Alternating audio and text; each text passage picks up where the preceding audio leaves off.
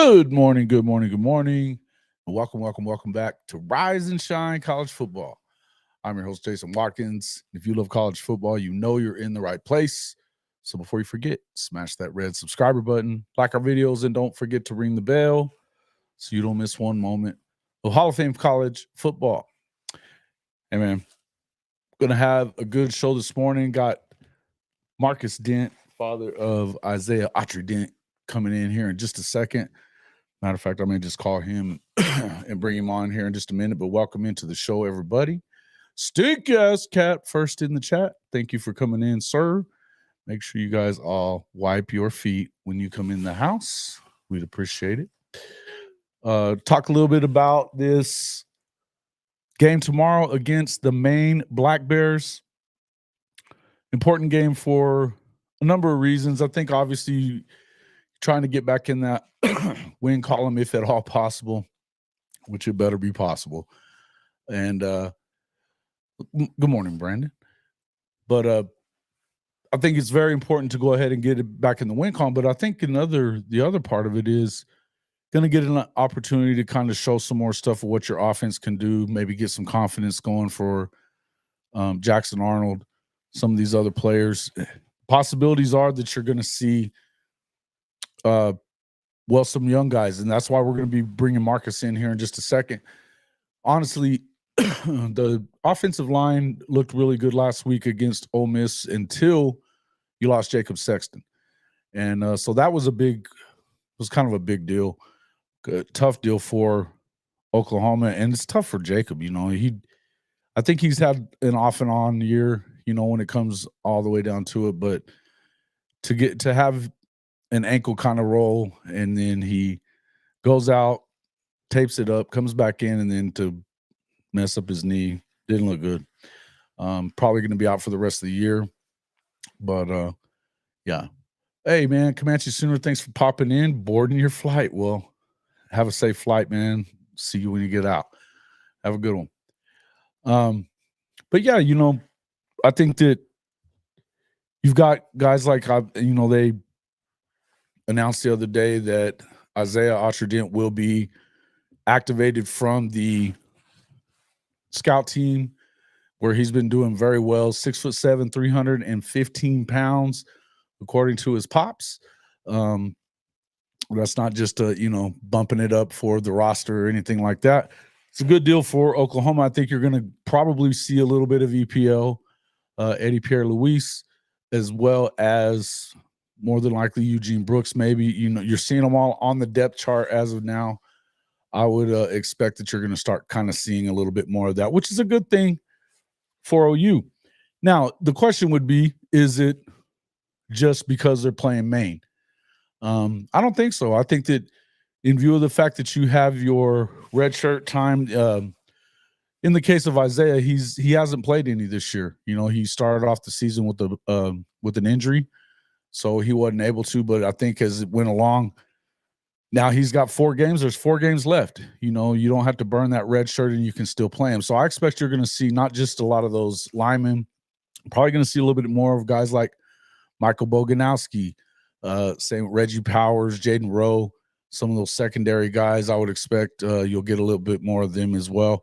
It just probably at all positions, maybe some guys that you hadn't seen too much of, you get a little bit more time with because they don't have to burn that red shirt. But hey, got a super chat from Neilio. Good morning. Good Friday morning, Mr. Jason, and good morning to everybody. Thank you for the super chat. Neilio, my man. Appreciate it. T-Boomer, my guy. Drewski. Yeah, as I said, Comanche Sooner and Brandon, welcome into the show, everybody. Make sure that you let us know you're here when you get here. And glad to see everybody in the chat. All right. Let me go ahead and get him on the phone.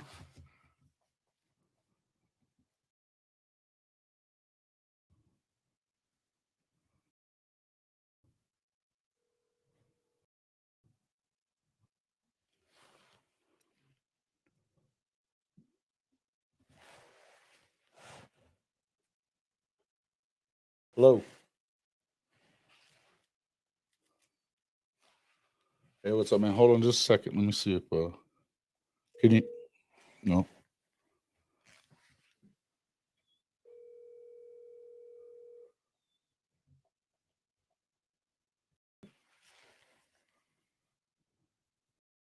Please leave your message.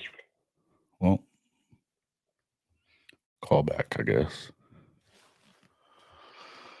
See how this goes. We'll see. I had one working the other day, but I think I got it figured out now.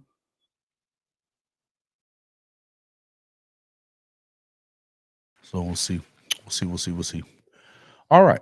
How many more games can Bogo play before he burns his red shirt? I think it's burned. I think they've played him in about pretty much most of the games. I think there was a few games that he didn't get into, maybe, but for as far as I know, him, Reggie Powers.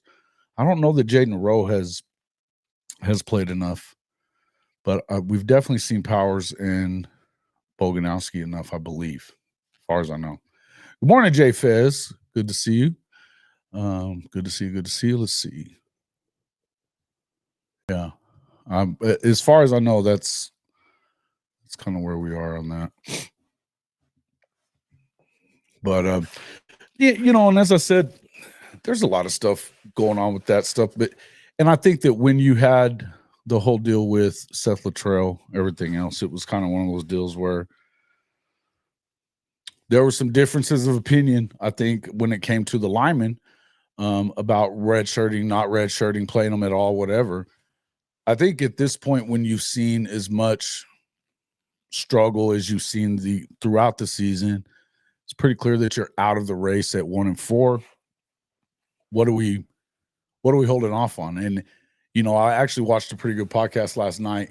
It's a new one that I found from Oklahoma guys, and they kind of asked the question of why wait so long. Bogo's played in 8 is what. Yeah, see, so double the amount that you could play in to keep your red shirt. And I think that they've needed him at times. They've used him in some certain situations. You're probably going to see some more of those guys, but I think, and the thing about Boganowski and Powers and some of those guys is they would probably be playing anywhere else. But when you have players like Robert Spears Jennings and as well as obviously Peyton Bowen and then Billy Bowman at that safety position, they're obviously Billy Bowman came back and could have been in the NFL. He came back to give it another run along with our guy Danny Stutzman, as well as Ethan Downs and those guys. So you expect, and they've played really well too. So I wouldn't say that it was a waste or anything like that, but you want to get guys like that you're going to have to depend on in a year from now. You've got to get them some time. And I think that that's probably the same way that you feel when it comes to some of these linemen, because everybody's expecting a lot from Eddie Pierre-Louis. I think in some respects, Isaiah's kind of been overlooked, Isaiah Autry-Dent. And it's odd enough that I think the reason why is just because of the fact that, first off, he was hurt. Number two, like we talked about, I think he was underrated. Once he committed to Oklahoma, they stopped going to camps and they dropped him in a lot of those rankings. He was a high 4-star, the number 1 player at tackle in Mississippi, where he's from, and Alabama. Played in that all-star game, the Alabama-Mississippi all-star game that routinely sends guys to the NFL. Every year, more guys that have played in that game are in the NFL. So I would just say that, the more that you look at it, he was definitely one of those guys because he dominated in that game. So I look forward to seeing what he can do. If we saw anything from the after Sexton went down, it wasn't good. It just it didn't work out too good at all. And Logan Howland, redshirt freshman, there's a lot expected from him, but as we heard from Gabe Eichert, he was talking about him being kind of a swinging gate, because if you drop that foot on it being your first move, basically you're dead meat against some of these guys, particularly in the SEC defensive end. So definitely something that he's going to have to work on. I think that, you know, you got to find out what you got on the back end after that. Let's see what he's got.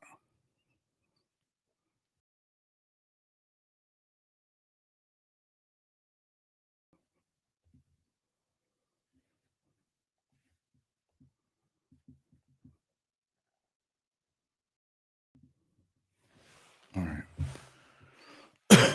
Let's see some of the other guys I think you're probably going to start seeing some more out of, obviously, Jacob Jordan being a freshman walk on. You know, you're going to see a lot of him.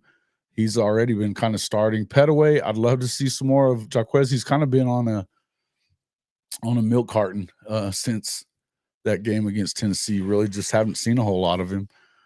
Zion Reagan's, we've seen a ton of him. He's basically a starter at the Z position, which is, you know, that slot position, whatever. But and they're showing Petaway is that as well, but you just hadn't seen enough. But I'd love to see them go downfield a lot this time.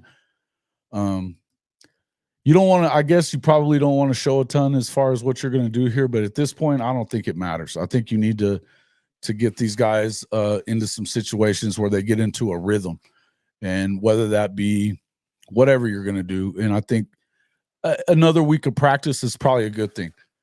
Another week of practice is probably a good thing. Who's my pick for the next OC? Well, if I had my favorite pick, it would probably be,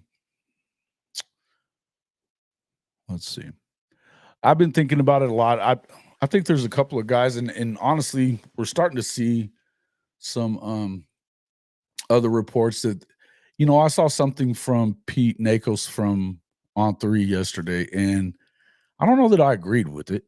He was talking about that you're not going to get one of these guys that's at an established program that's established themselves because of Brent Venables, quote unquote, you know, job status.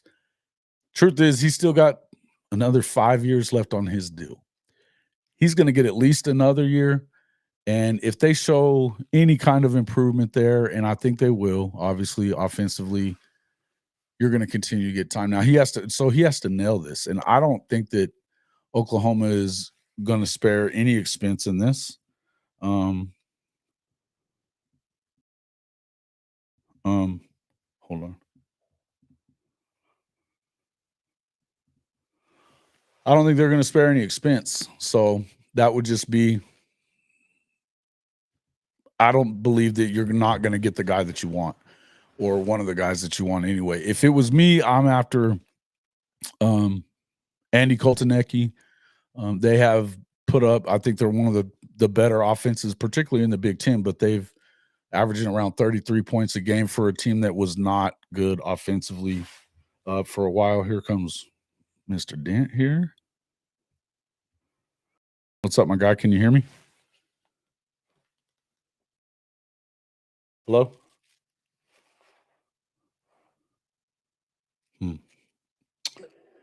Hold on 1 second, man. I'm trying to get you to process through.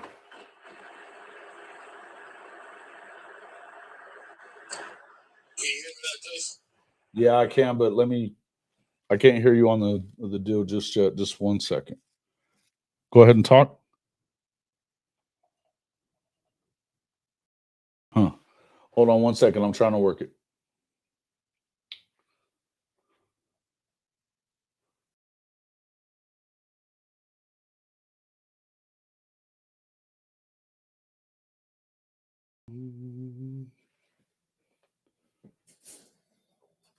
Can you hear me? Dang it.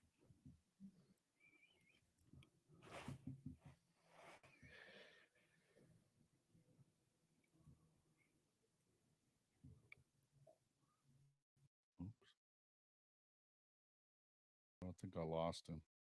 Let me see if I can call him back.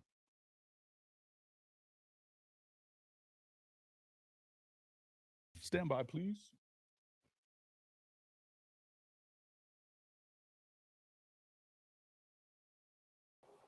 Hey, Marcus, hold on real quick, man. I'm trying to get you to go through here. I can hear you now. Yeah, I got you on speaker, but so they can't hear you. I'm trying to put you through to the Bluetooth. If you just send me the link, man, I probably could just do it in the car because I'm not driving. Okay, I'll do that, but I'm okay. Okay, that'll work. Let me. I'll shoot it to you right now. All right, bye. Well, we'll just do that.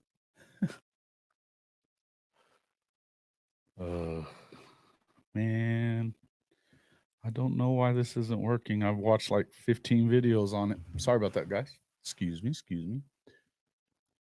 You should be here in a second. Yeah, I think Andy Koltanecki, as I said, also like Will Stein a lot from Oregon. Those are my two top guys that I would like to see them come in with. Probably there's a lot of other guys that they're talking about. And, you know, I think it's starting to look like maybe the offensive coordinator out of Tulane as well. Looks like he's pretty good. Is Emmett Jones' son a good DB? I think he is, man. You know, a lot of people are talking about Marion still. He's one of their five that they're showing there. I don't know that it's too gimmicky necessarily. My question is I don't really have a problem with the offense itself. It looks weird.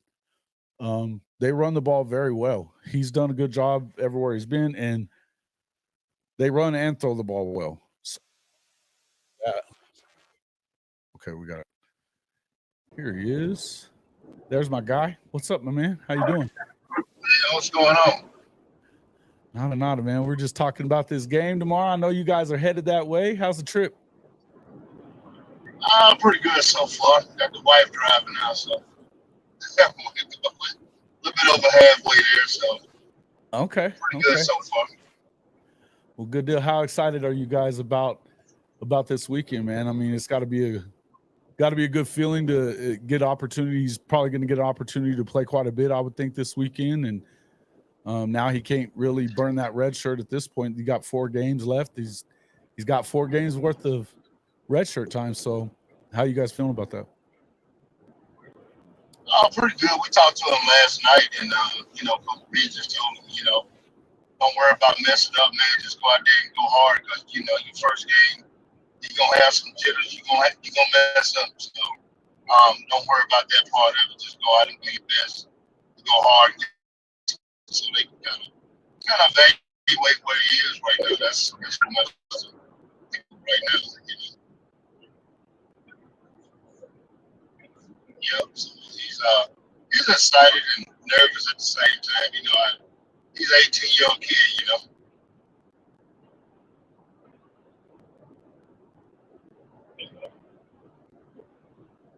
I think I lost him.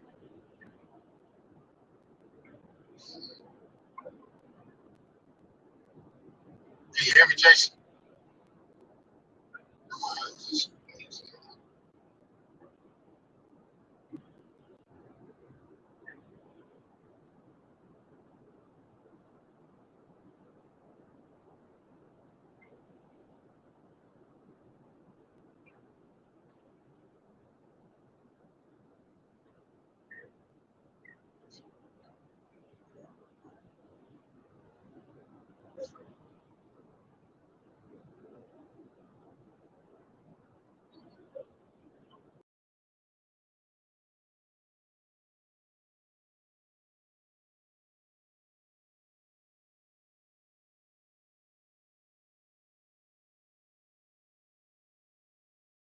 I'm muted. That may be why I couldn't hear me. Let's see if we can get him back. All right, can you hear me now? Can you hear me now? We good.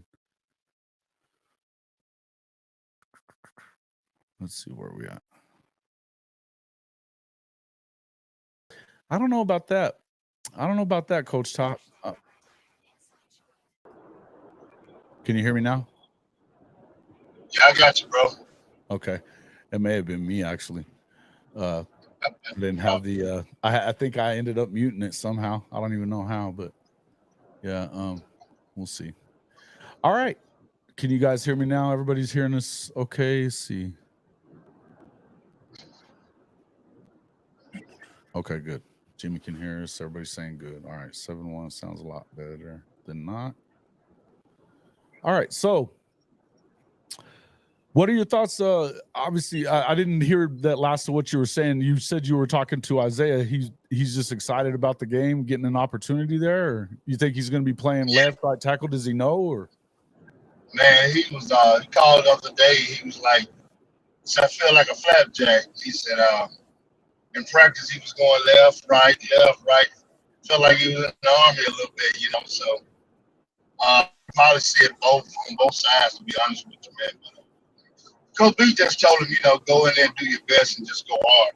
You're gonna make a mistake. It's your first game out, right. Just go hard, get some stuff on film that they can work with, and pretty much that's it. He's been working hard in the film room, knowing what to do and all that good stuff. So man, it's just about going out and executing right now. It's a good deal. It's a good deal. I'm excited about that, man. That's awesome, man. He's excited, nervous. He's an 18-year-old kid, so he's gonna be nervous, bro. But other than that, man, I feel like he's ready. Yeah, and I figured that's probably the case. But once you get out there and get hit a little bit, it probably just comes right back to you. And with him going up against the ones all these times, again, the scout teams are always going up against the ones. So, he's been going up against a little bit better competition than what he's going to see this week, right? And that's what I feel like is him. Going up against the ones, going up against Mark Mason and Ford, and all the rest of those guys, man. He said really has given him opportunity to see different type of ends. We got Mark Mason, who's pretty quick and Ford is a different type. A chance to go up against different type guys, and all that does is just enhance his skill set. Oh, I think we lost you again. Oh, okay, I got you back. Yeah. No, I got you now. Yeah, I got you now. Yeah, he's been going. If you're going up against our Mason and having some success, even a little bit, that's a good thing, right? Yeah. So that's kind of one of those things. The law firm is a pretty good guy to go up against every day. Yeah. Can't do nothing but get better. That's right. That's no doubt. So he's excited for the opportunity. Yeah, man. No doubt. And I just wanted to tell you too, the other night, the show that you and Michael did the other night was great. I loved it, man. You're talking about what it takes to kind of build a program that's going to win in the SEC and whether or not you can go strictly portal or not. I've been with you on your assessment on that. We were talking a lot about Florida State. They got so dependent on that portal that it kind of backfired on them, and because then you have to hit a home run every year when you do that, right? Right. And we talked about, I don't think it's going to be as much talent available in the portal than it was the last 2 years, just for the simple fact that a lot of these programs are going to reassess themselves. Like Walter Nolan leaving Texas A&M, like right now with the success that program is having, I don't think that's going to happen. Mm-hmm. So I think these programs are going to reassess. You see the guys that they want to have, and they're going to bring those guys back. So that top tier guy that like some of the guys at Ole Miss got and some of the guys at Florida State were getting, I don't think those guys are going to be available this year. Right. Well, that's what I said, and we were talking about this a little bit last week as well.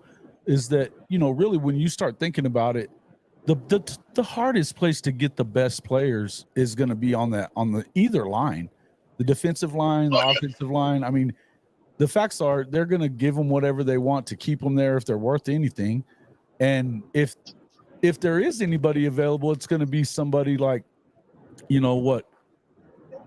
the guy that was at LSU, Lance Hurd, and honestly, there was a reason he wasn't playing at LSU. He wasn't probably ready, and I think that he had some struggles this year. Obviously got injured as well, but there's only so many of those guys out there. I think it's hard to, a lot of people have said stuff about Coach Big Bill, just talking about how, we just didn't really do good in the portal. I agree. I think some of these guys have done okay. Some of them haven't. Michael Tarquin's had his moments, but really, what you guys were saying the other night is that you got to make sure that your base of guys is coming from high schools, that you're developing them and getting them ready to go. So I think it's a great time to bring these guys in, Yeah, it is. And, we talked about Mississippi State is at a very crucial time in their recruitment right now. So, what do you do if you live? Do you go and just dump all your money in the portal? If I'm going to dump some money, I'm going to dump the money in the high school. So, if I got an AD, you might have seen the question that we put on there. I mean, how long does it take? Look how long it took Harbaugh. I think it was year 7 before he won a national championship. So a lot of people say, 2 to 3. In this football era, I think it's 3 to 5. You have to give but all the stuff can go on. Kids leaving, and I just think 3 years is just not enough. You can't get all your kids. You can't do it in the SEC, brother. You got the ACC and maybe the Big 12 now that you can do what Colorado's doing and be successful. To have a championship team to make the playoffs every year, I think that's very hard to do in the SEC and the Big 10. Well, and I think that had you kept some of the line that you had last year, or even if you just didn't have the injuries that you had early in the season, to where it kind of snowballed on you, maybe things aren't quite as bad. But I think that a lot of things probably had to go right. I think in hindsight, a lot of things had to go right for this offensive line. It hasn't. But you were talking about last week, you can't really expect for all the freshmen to be in at one time. You may see some of that. You probably won't even see that this week, but you have to expect. It's definitely time to find out what you have, and we know that Coach Beatonbow isn't going to put you in unless you're the guy. He's just not. If you haven't earned that spot, you're not getting that spot, and it doesn't matter whether you're a freshman or whether you're a senior. That's just how it is. And that's what I like about him. Isaiah said yesterday he was, getting on him about something, and that's who Coach B is, man. He's a guy. He's a teacher. And just like Todd McShay said, hey, look, man, there's a lot of people have their eye on this guy. It's something, were to happen, God forbid, and we're not talking into that light, but yet he's still, man, he's the guy. Isaiah, he talks about how much he has learned from him just since he's been there, So, man, I can see the difference in just in him and being a young man, and I'm cool with what's going on, with his development for sure. Right. Yeah, no doubt. See, Jay Morris says 5 years should be enough to at least win one playoff game. Hopefully that would be the floor, not the ceiling. Look, I would think that at some point, I mean, I don't know how much time you got if you're Coach Venables at this point. There is a lot of people talking boo birds and all that, but I do think that Joe C is. Look, they didn't just re-up him so that they could fire him after this year. I think it would take an awful lot for that to happen. And also, you got to take into consideration the guys that he's got. I would still tell you, and I know you agree with me on this, is that the 24K class, first off, it was underrated. Number two, it's going to be legit, and it's just getting better. They're bringing in more guys on both sides of the ball, by the way. You've got another really good couple of running backs coming in this year. You've got some more receivers coming in. Plus, you're going to get back, at least some of these guys that we expected out of those top 6 to contribute this year. I think the only way you can go is up if you bring in somebody that has a competent scheme. We've got all the guys in the chat here talking about the next OC. Who would be do you like Brennan Marion? That's a lot of the conversation in here. Brennan Marion as the OC, or do you think that offense is a little gimmicky maybe for the SEC? Well, man, I haven't really put a whole lot into it, thinking about, the offense coordinator, just for as a parent, more concerned about, Isaiah and, an offensive line and different things like that. But right now it just falls on what Joe John is doing, and I think he's done a pretty good job. We'll see in the next 2 or 3 weeks what he looks like. We all know that he's just auditioning for another job or auditioning to stay here in some capacity. But really, I haven't given a whole lot of thought on the OC. I know some people talking about the guy at UNLV, man, but I don't know. To me, offense coordinator is a guy who uses his personnel to best fit,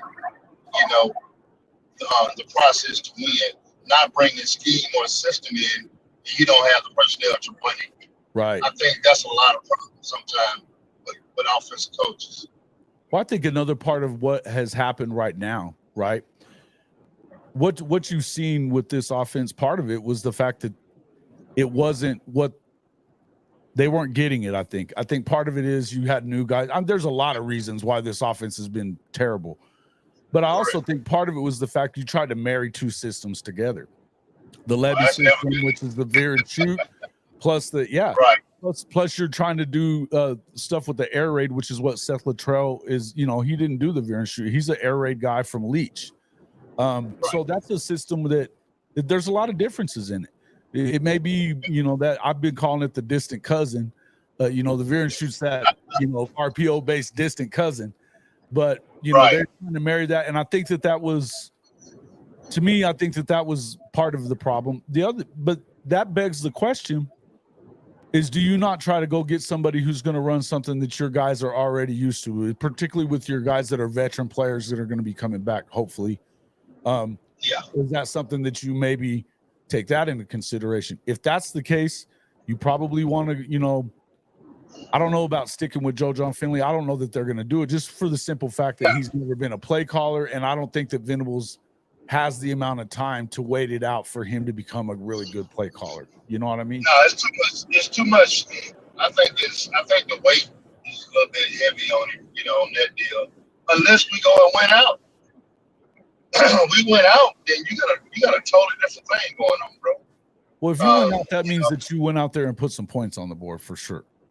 Because that's, I mean, if you went out, it would be hard not to give him the job.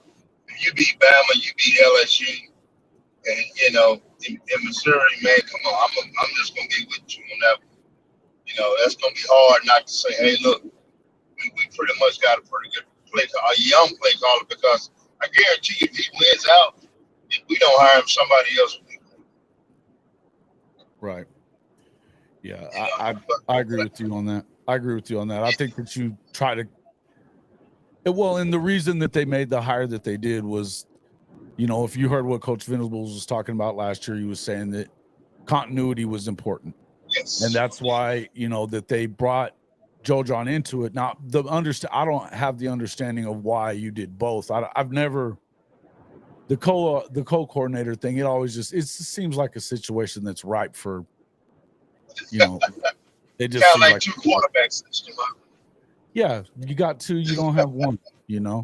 And as far as Coach not saying that JJF is air raid, no, he's not. Joe John has been in the Brile system, which is not the air raid. He's been with Jeff Levy and those guys, and he's not just an air raid guy. He's definitely the veer and shoot bear raid, if you want to call it that. So some of those other guys, yes, you're right. But as far as the guys that have been designing the plays, yes, you had Seth, who came from the air raid, and then Joe John is the other one. But winning out would definitely be crazy, Big Rob. I don't know that anybody really necessarily expects it, but that's but Marcus is saying if you were able to find a way to do that. And look, stranger things have happened. Sooner magic, man. Sooner magic. Yeah, it can happen, man. Never say never. Yeah. Look, that's what we are hoping for, right? Hey, listen, I'd take a win over as long as they beat Missouri, I'm gonna be okay. They gotta beat Missouri. All right. I assume that they're gonna win this game tomorrow. I'm gonna just make that assumption here. It may be going out on a limb for some, but I'm gonna say that's the whole deal. Now, Hey, Coach Top, why don't you calm down there, bud? It's all good.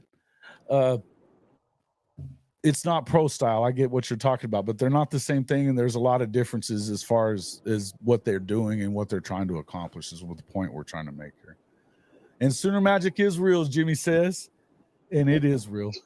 Look, as long as, like I said, I'm going to assume that they're going to beat Missouri this weekend, or that they're going to beat Maine this weekend, and I'm going to really hope that they beat Mizzou next weekend on the road. But I think that that's a winnable game.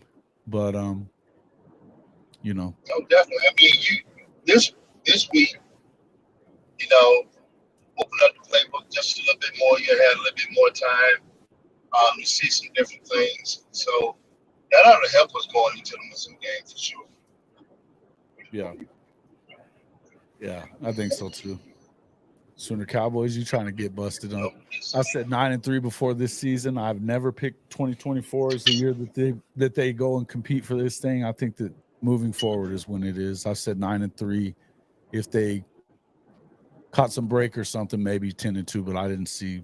That was never my prediction. Never. But all right. No position coach controls the room. What are you talking about now? Oh, okay.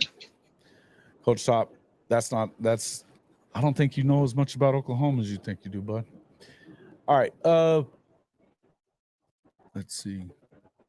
No, I wanted to go back to what you guys were talking about the other day, though, in the portal deal, because I think that's where a lot of people are. You know, there's a lot of people that are crazily calling for Bill Bedenbaugh's job. Obviously, I loved what I heard from Brent Venables this week when he was like, dude, he's one of the best there is in the business. And most people are saying that he is the best there is in this business. If you're talking about the NFL, he's had nothing but success.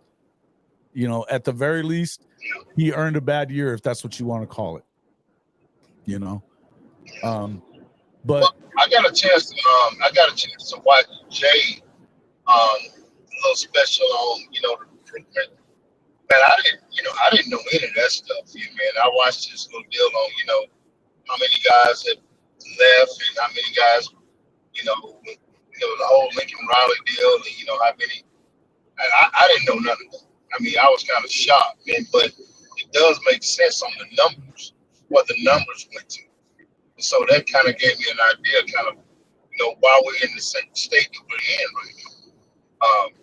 So, he did a lot of research on that. And if people really want to, kind of look at a theory, and Jay kind of hit it on the head if you want to go back and check it out, man. Did you get a chance to check that podcast out that you did? Yeah, man. And yeah, we've all known that. I mean, there's more money coming out of his guys in the league right now than anybody else in the country. Yeah. He's by a lot too. It's not even really close. So he definitely knows what he's doing. You're talking about a guy that he's done it largely with guys that are rated 3 stars, right? And that's the whole deal. It's that, you look at, you can look at across the board. These guys are a bunch of guys that came in as 3 stars and he put them into the league and now they're among the highest paid players at their positions or at all, period. That's one thing. When we, going from school to school, the development is what we looked at. Me and my wife both talked about it. Of course, who she played for, and she was pretty tough.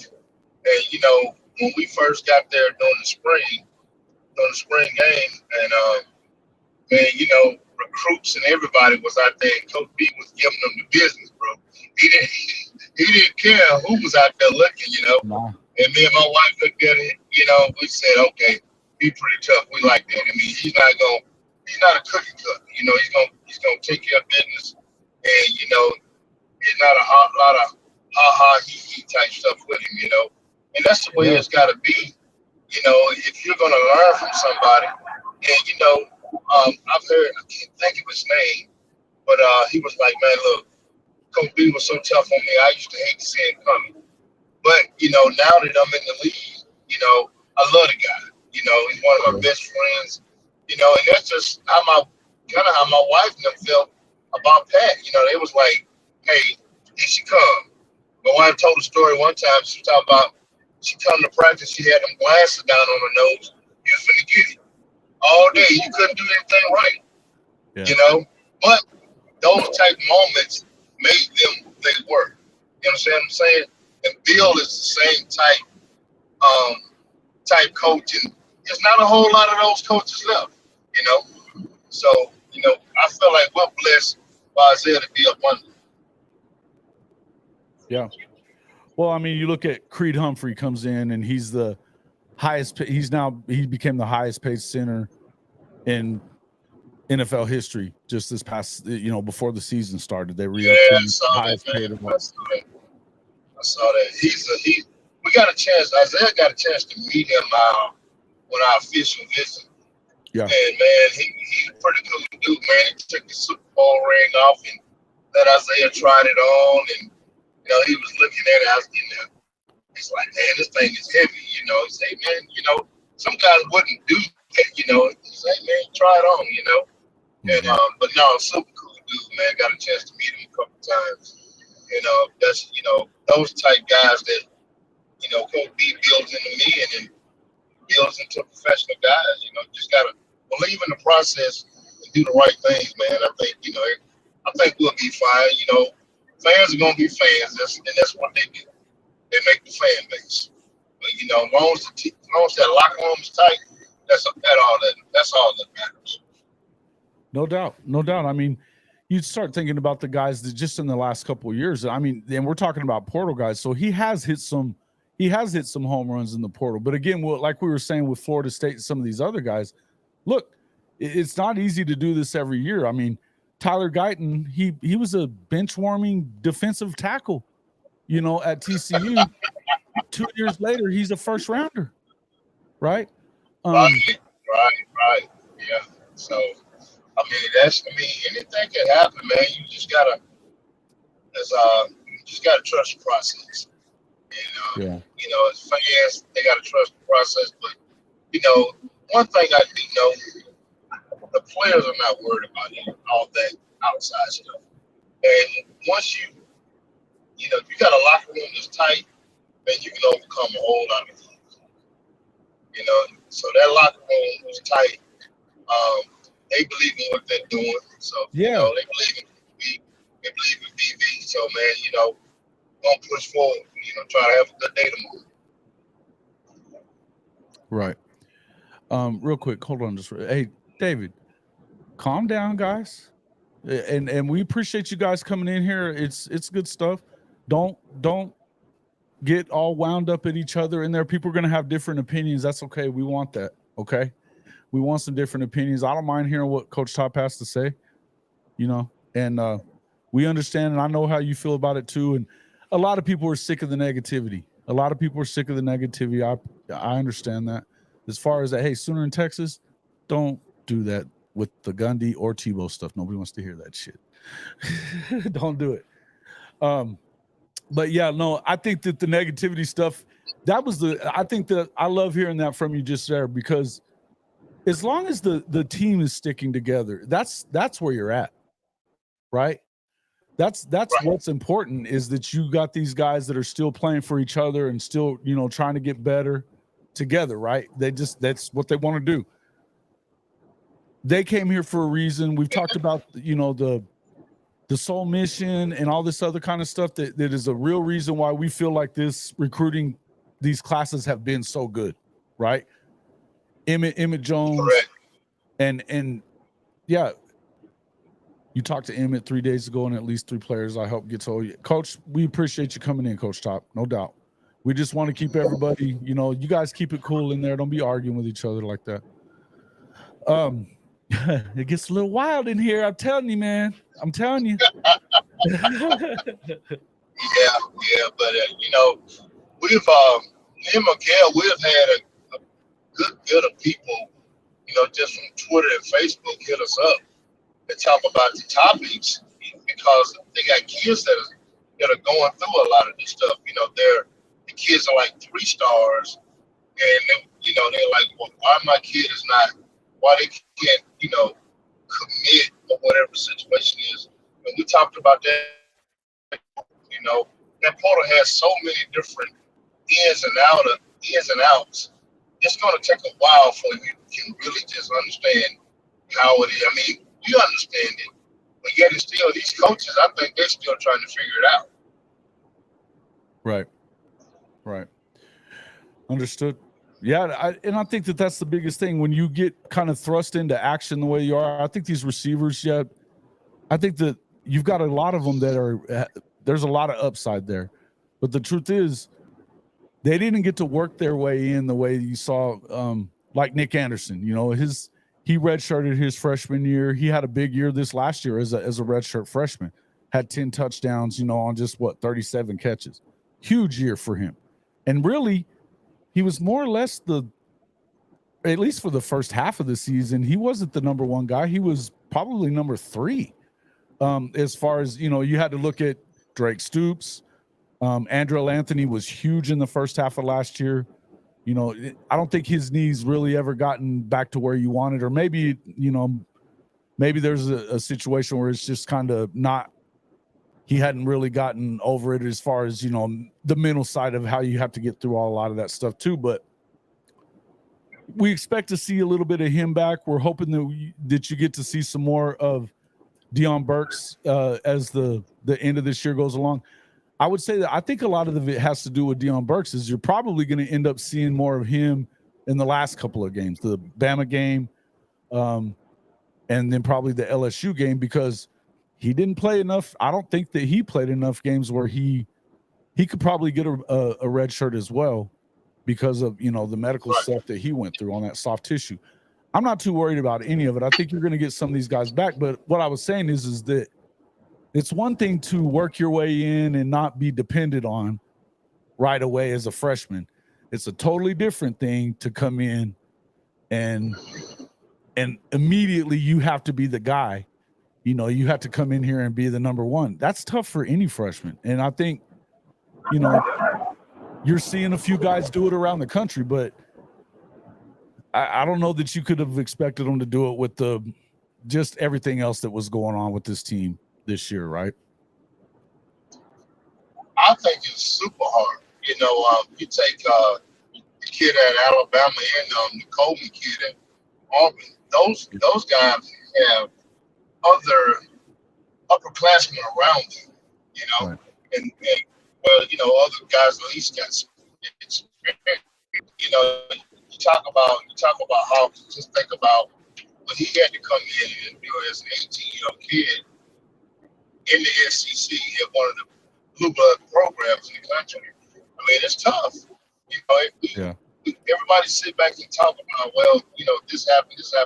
Man, that is a tough feat to try to overcome. But absolutely. I mean, even in the same thing with Smith at Ohio State, they've got other guys in the room that were, you knew that he was going to be good, but he didn't have to come in and be the guy right away. You know what I mean? No. So those things, that makes a big difference, man. I think the world of the Hawk, man, he's probably one of the better athletes I haven't seen in a long time. Just unfortunate that that situation happened, but it happened, and we done got past it, and hopefully the second half, him and the rest of that 24K class will get out there and kind of give everybody a glimpse of what the future holds, Yeah, and I think they will, man. I think that to me,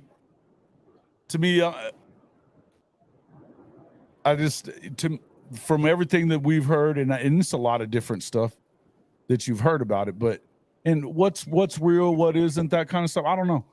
I know that there was clearly a issue with communication between the coaching staff there for the early part of the year. I think that, and you could almost, not to give anybody any free passes, but I would say this about Seth. If he did kind of decide that he was going to take over all of it, it may have had to do with the fact that everybody was putting it all on him anyway, right? And when you know that you're going to be the one that has to fall on the sword, then you're going to take over. I think a lot of people would probably default to that position, right? I never thought about it like that, but yes, you could definitely be right about that. You know, I mean, it's just I know I would. You know, yeah, and I mean, I think that the right answer would have been let's pull together instead of me deciding to do all this on my own. But I just feel like there's a lot of reasons for it. But in the end, you can decide. We can blame it on any number of things that we want to, or we can blame it on all of it, which is probably more close to the truth. Is that there was that many things that went wrong. You had that many injuries and that many different combinations on the O-line early in the year. You had your top 5-6 wide receivers go down. The bottom line is you can say what you want to, but whenever you have that many things going on at one time, it's hard to get a rhythm, plus you're trying, whatever to keep whatever continuity with one system plus working in the system that he knows best. It's a tough situation.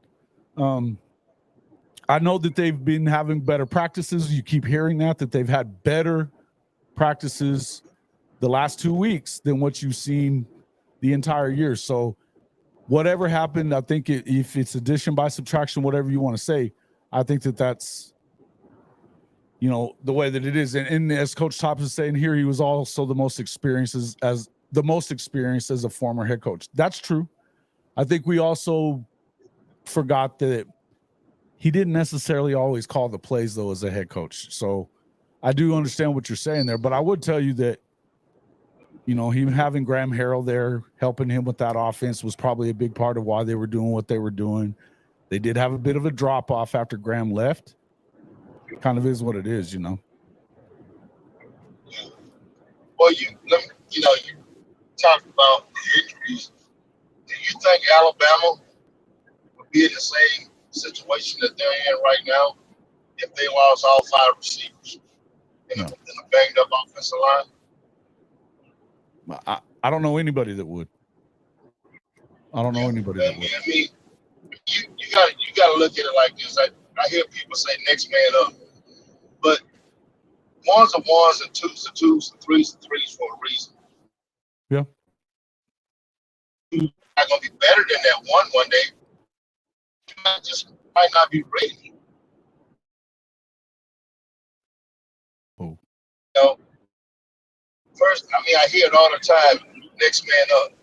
But if he was a one, he would already be a one. Mm-hmm. That's kind of how I look at it. I might be wrong on that, but it takes time to develop to be a one. If everybody on the team, you take Tom Brady out, guess what? Is the next man up? No.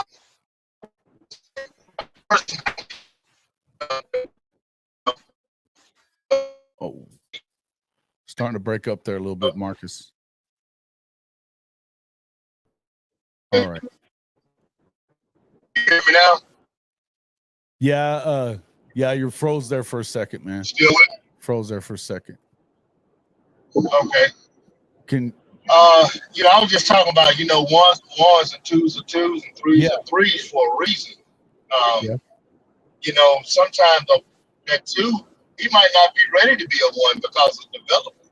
Mm-hmm. And if you take him out, you take Tom Brady out, is the guy behind him, is he a one? No, bro. Yeah. So like I said, ones are ones, twos are twos, threes are threes for a reason. Well, I think that's a fair. Here's the thing: if any of those other guys were going to be the ones, they would have, before the injuries happened, they would have proven themselves as they were ready to be the one then. In practice, in the spring game, whatever. You're gonna. I would put it this way: if we're being real, who's the best running back out there? Some people might tell you Javonte. I'm going to tell you it's Taylor Tatum. He's the guy that is the one that can break. He can break it and he can score right now. He's going to be he's that dynamic running back that you have. He didn't get there till the summer. He didn't graduate early. He wasn't out there for the spring practices. He was out there in the summer. So to me, if you look at it, if we're being real about it, I think that he probably should have been playing more. Now I understand that DeMarco wasn't going to play him unless he got better at pass blocking. He hasn't gotten good at pass blocking, right? So it is what it is, and he's had some ball issues of not fumbling it. But I would tell you this: he's definitely been the most electric one out there. He's the guy that is gonna make a big move. We hadn't really seen that a ton from any of these other guys. Zion Reagan's, yeah, I love him. He's a little guy, but the dude is electric, and there's a reason why they're playing him out there a lot. But if you didn't have those 5 guys out, would Zion Reagan's be playing? Probably not. Probably not. I mean, like I say, it's we'll just hopefully, man, we go in, do what we got to do so we can see some of these guys and see, kind of maybe these coaches can get some on tape, where they can use them in the Missouri game. And so that's the plan, I think, for the weekend. Right. Yeah, Coach Top was saying that his issue was that all through the spring and fall camp, it was reported that Zion, Kearney, and Brennan had the most reps at wide receiver. Reagan's was making plays, but come the season, we saw no effort to empower them. Well, yeah. I mean, again, I'm not going to sit here and make excuses for the offense. This is this is a historically bad offense for Oklahoma. There's no other way to say it. When they rank what they ranked, or what they rank now, I mean, we're talking hundreds for pretty much every ranking, any metric that you want to go by. Yards per play, they're 132nd in the country.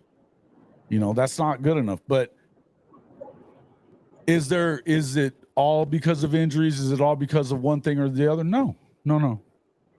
I don't think so. I think it's because of a lot of different things. I think a lot of it had to do with the fact that Seth wasn't leaning on Kevin Johns anymore. He had him doing advanced scouting. This is a quarterback coach. You're not having him coaching quarterbacks. You're not having JP Lossman coach the quarterbacks. You're doing it, and you're not a quarterback.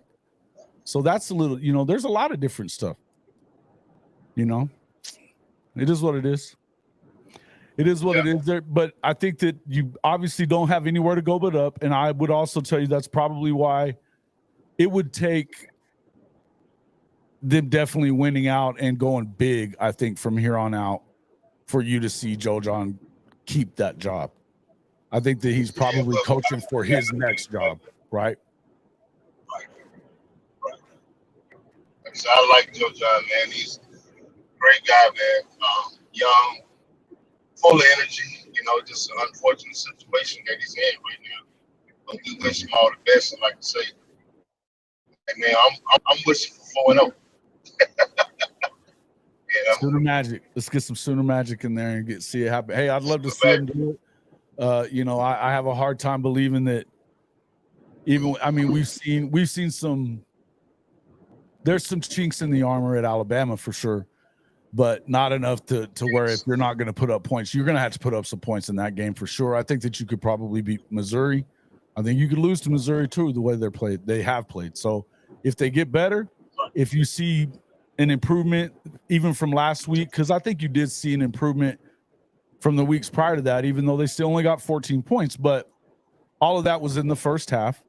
The second half, you saw them first up when Sexton went down. It was obviously clear that it was that you needed him in there because Logan Howland. Well, we had a couple of. We kind of shot ourselves in the foot. We had I was going to say penalties. 3rd and 20. You had a lot of deep 3rd and longs, right? A lot of 3rd and long. Yeah. Double sticks, you can't. Who has a player that name the OC that got 3rd and 28 in the win? Right. Right. Just being honest with you, man. That's hard to do. We had a couple of drops on 3rd down that could have got us out of that situation. But, I think, we've not been very good in the 3rd quarter, but I think we still had some chances in the 3rd quarter. We just didn't capitalize. Right. So, well, look, man, we finna stop and get something to eat, man, and Okay. it's 3:05 in the morning, bro. And yeah. Well, you give the missus my best. You guys continue to be safe out there on the road, and we'll talk to you sometime tomorrow or after the game or something, man. Hop on with us. Good luck to Isaiah and them. And yeah, guys, if as you can see at the bottom of the screen, he's been going across here the whole time. He is the host of the Gridiron Insight on YouTube. You can find him at Marcus Dent 93. Marcus Dent 93 on X. And you guys got to go check out the Gridiron Insight, man. It's a good show, man. I enjoy watching it. The one that they did this week was really good. They do it a lot, man. A lot of recruiting stuff, a lot of recruiting talk that they do there. Really good program, man. He needs more subscribers out there checking it out. So you guys get over there, make sure you check it out. Okay. Let's see what we got here. David Chamberlain. Yeah, Sexton was playing better. It sucks that he got hurt, man. It was also unfortunate kind of what happened over the last few days with his dad and going after Gabe Eichert the way he did as well. It just didn't such a bad look. You know, it's already not bad enough for him that, you know, he went through the injury, but the attack on Gabe was pretty wild. I didn't really understand that because he wasn't really, I mean, he's even been more critical than that, but he certainly didn't say anything bad about Jacob Sexton. I don't really feel like he said a whole lot bad about Bill Bedenbaugh either. So, I was surprised but happily surprised that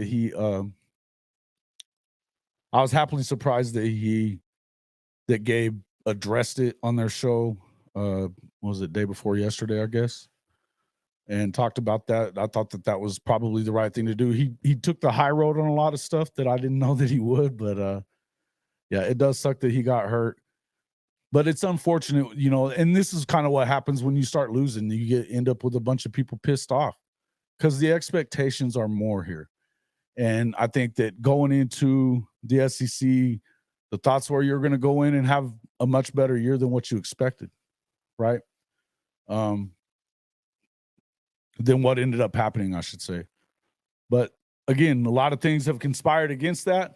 I think that there's still some good things, some good feelings that you could salvage throughout the next 4 games if you can kind of get something going offensively, because the defense, as good as it is, I think it'd be better if you had an offense that was getting anything done, right? Gabe addressed it, but was very diplomatic. What did Pop Sexton say? Yeah, he wasn't diplomatic about it. He was basically acting like Gabe and Teddy were trying to get money out of everybody. They've always had a free show. That's why he brought that up. He kept saying something about $8.99 or something like that, you know, as if they were one of the, you know, insider subscription based or whatever, you know, which isn't the case, obviously. And Gabe even talked about that they're going to have a website with even more stuff that will be free. They never plan on charging anybody anything. So it is what it is. And he was right to be diplomatic. Now, the one thing I was surprised that he almost blew it off was the stuff about his wife stuff was wild to me, because Pop Sexton was making comments about him marrying some rich family and not saying very nice things about that family. And so I don't know. It got personal and there was no reason for it. And he was basically acting like was killing Bill Bedenbaugh. And I don't really think he has. I think that he's talked about that he didn't understand some of the scheming that they were doing. I think we kind of know now that the scheme was coming directly from Seth Luttrell. You know, it is what it is. Yeah. Yeah. You know, and when he said that, David, he was talking about that stuff. He did that for the first 15 minutes, I think. And I didn't expect it. I thought he was going to mention it kind of in passing and just be like, you know, but he didn't. You know, he even got into his career stuff and, like, you know, basically saying there's a reason why we're making these comments. But if I said it whenever Mr. Sexton started all that out before all this, so what is he going after him for? Because this was a time that he really didn't kill him. But the name of the show is the Oklahoma Breakdown. They literally have a defensive guy, Teddy and Gabe, breaking down either side. You got a defensive guy and Teddy Lehman breaks down what the defense did for that game. Same with the offensive side with Gabe Eichert. And him being an offensive lineman, of course, he's going to have insight into that. You know, he's going to have some insight into that, and rightfully so. So I thought it was right to go ahead and, you're going to have to address it because everybody else is talking about it. So I don't know. I never understood what it was. I can understand that he's upset, but this is the problem. Sometimes parents don't realize how much they can hurt their kids at some point, But nobody at Oklahoma should be hating on Jacob Sexton. I'm a fan of his. I think that and Gabe even said it, he feels like he can be one of the guys that's really good. Yeah. 2 All-Americans that know the program inside and out. Absolutely. Absolutely. Mars, what's up, my guy? Good to see you. Kimberly K, glad to see you in here as well. So what? What does that have to do with anything? He did marry into a rich family. Yeah. Good for him. I mean, but the idea that the only reason that he had that job is because of whatever family that he married into. And that's essentially what was being said, right? It's wild to think about because you realize, and he even said it on the show, he has more offensive line starts than anybody at the university in the history of OU football. More starts. 3-time All-American, freshman All-American, 2 other times he was an All-American. Nobody else has done that either. 3-time All-American. Say what you want. He's also vested in the NFL. He played long enough in the NFL to get a pension. That's not easy to do.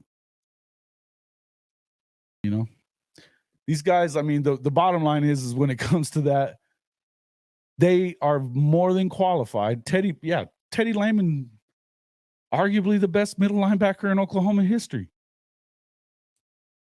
I mean, he's the best I've seen.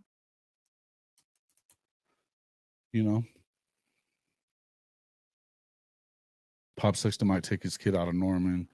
It's a shame. Listen, here's the thing. When you're that size and you've played and you've got some experience, there's no doubt there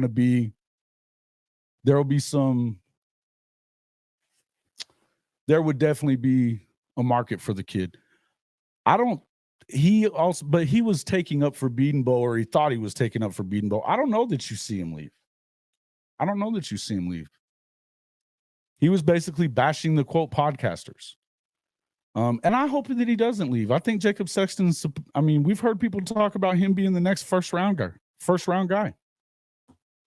off the Oklahoma offensive line. Who's to say? Thanks for what?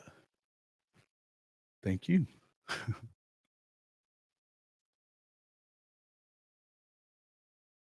Didn't play one offensive snap. I'm not sure I know the last couple of years he was on a practice squad and he had some injury issues. I don't know. Maybe I did get to watch Boz. I don't know that Boz was better. I think Boz was a bad dude. No doubt about it. And that's fine. I mean, I said arguably, it is what it is. I said arguably, and maybe not. I mean, I could definitely, there's plenty of argument for Brian Bosworth. No doubt about it. He was a bad dude, but so was Teddy, man. So was Teddy.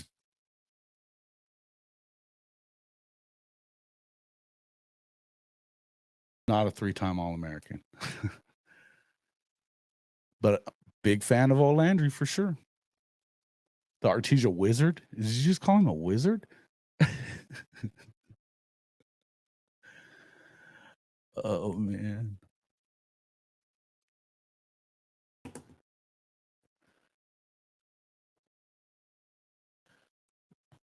Do you believe the media plays a part in sports?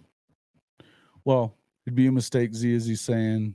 Only thing that should concern a player is his parents and what his coaches and teammates say. That's not wrong. I think if you're paying too much attention to what the media is talking about or what social media especially is talking about, which I think that that's what this boiled down to with social media. Now, Teddy and Gabe are also part of the radio crew. They're all, I mean, they're as big a part of OU media as anybody, no doubt. But I just think that, yeah, I don't know. I think that you have to have pretty thick skin if you're going to, and that goes for anywhere. If you're not performing, you're going to hear it. And that is going to be from everywhere. But I don't really think that that's what was going on in this situation. That's not really what was going on. The only thing that Gabe said in the first show that got him all wound up, in fact, they called him a tough guy for rolling the ankle, going out, taping it up, and then coming back in and blowing the knee out. Calling him a tough guy, said that they felt terrible for him, thought that he played very well. Gabe did say something about that his technique needs to be better. It's needed to be better. And I think he's had definitely an uneven year, but I think that everybody expected. Why do you want to be banned so bad? I mean, I can do it. I don't know why it is that you want to get kicked. Take care of it, Stink. If you want to kick him out for, a couple minutes, go ahead. If that's what he's just dying to have happen. Or any of the other mods that are in there. Oh, shit. Yeah. I think for the most part, you should laugh it off. And look, man, but that's not exactly what was, I mean, Papa Sexton's been a little wound up for a couple of weeks, right? What's up there, Derek? My dude. Seatbelt Mafia. How's the seatbelt doing, man? Let's see. Yeah. Yeah, no, I get that. But then, it's something that I thought it actually kind of probably surprised me a little bit that they've had almost 500 shows, I think. And never once has anybody at OU said anything to them about what they've said. So,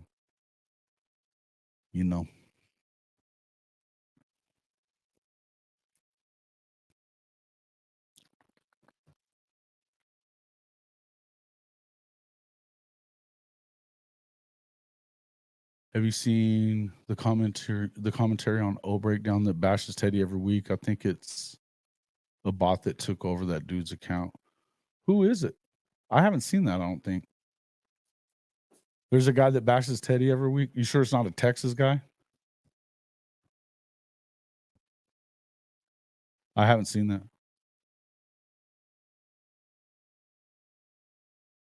Mm-mm. I hadn't seen it, but I mean, it doesn't surprise me. The bots, I mean, I think I heard something about Twitter being somewhere in the neighborhood of 70 to 80% bots or some crap like that, maybe even more. That's insanity. And I think that came from Elon Musk. But it doesn't surprise me because you hear a lot of crazy shit. A lot of crazy stuff. I'm gonna do a video about this in a minute, or in a little while. But I was gonna ask you guys what you guys thought about what's going on at USC with Lincoln. They owe him $90 million, so I don't see them losing him this year. I don't really see that happening unless they can find a reason to fire him for cause. Who says that? Wow. Oh yeah, you're lovable there, Sooner in Texas. Winning does solve everything, absolutely. But he's saying that the guy's really saying that Teddy doesn't know anything about it's got to be a bot or something, man. It wouldn't surprise me. It wouldn't surprise me. I don't know, but let me just what are you guys thinking about what's been going on out there at SC2?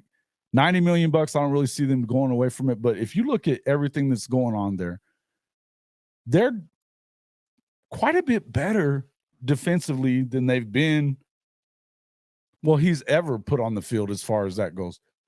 And they're still 4-4 with losses to Maryland, and that's the only Big Ten win that Maryland has. They lost to Minnesota. They're 3-2. Penn State, of course, that was a close game, but and then Michigan, of course, and they're not very good. Lincoln Riley is 6-9 in his last 15. 6-9.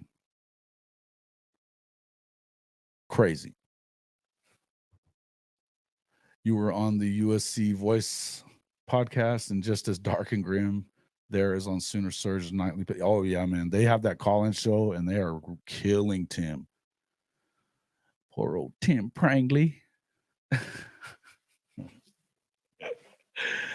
But, for as much as Tim was a sunshine pumping knucklehead, Matt doesn't really do it. He never really has, right?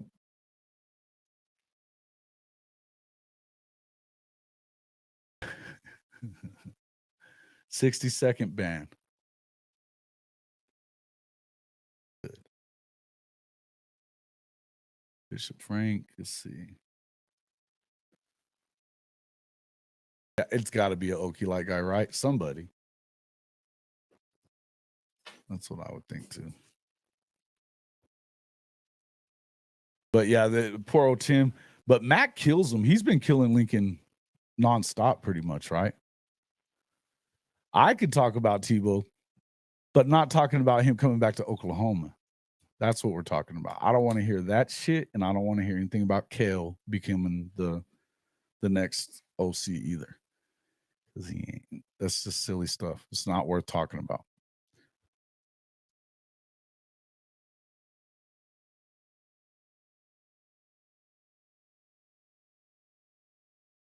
Yeah. No, yeah, you just can't post during the timeout. Yeah, you can't talk. And that's the worst thing for old Sooner Cowboys is that he doesn't get to just, be all doom and gloom I banned him for 24 hours the other day.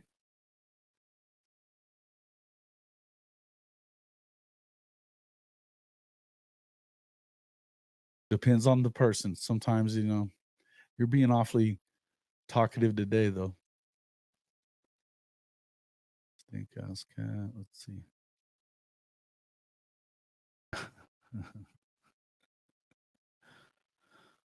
Matt also went after Wiley a lot. He's been well, and I mean, he went after Lincoln last year, and I mean, it's all fair game, but Tim has never liked that stuff. He hates it.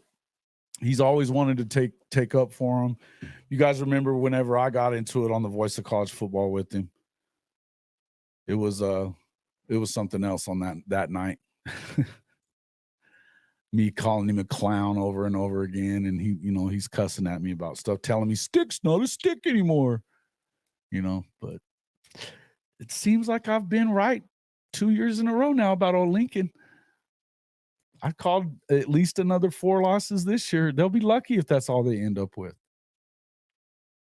But you can't. I mean, the crazy part about it that I'm noticing, it's because of his offense that they're losing. Their defense is actually better than he ever put on the field at Oklahoma.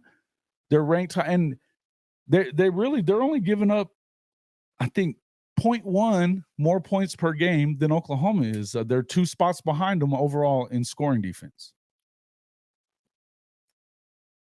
They're, a little worse here and there in certain areas, but a lot of it being the fact that Lincoln's not running the football. He's actually almost 20% different. He's throwing the ball 20% more than he was back in, let me see. Got that wrote down. Yeah, going back to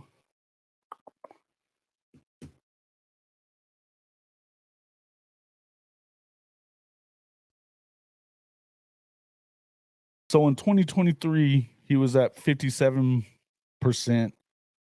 This year, he's at 2024. He's throwing the ball 60.91% of the time, which is in 2019, he was only throwing it 41.6% of the time. Now they're throwing it over 60%, almost 61%. So that's 19 plus percentage points different than he was just all the way back in 2019. That's freaking insane. That is freaking insane.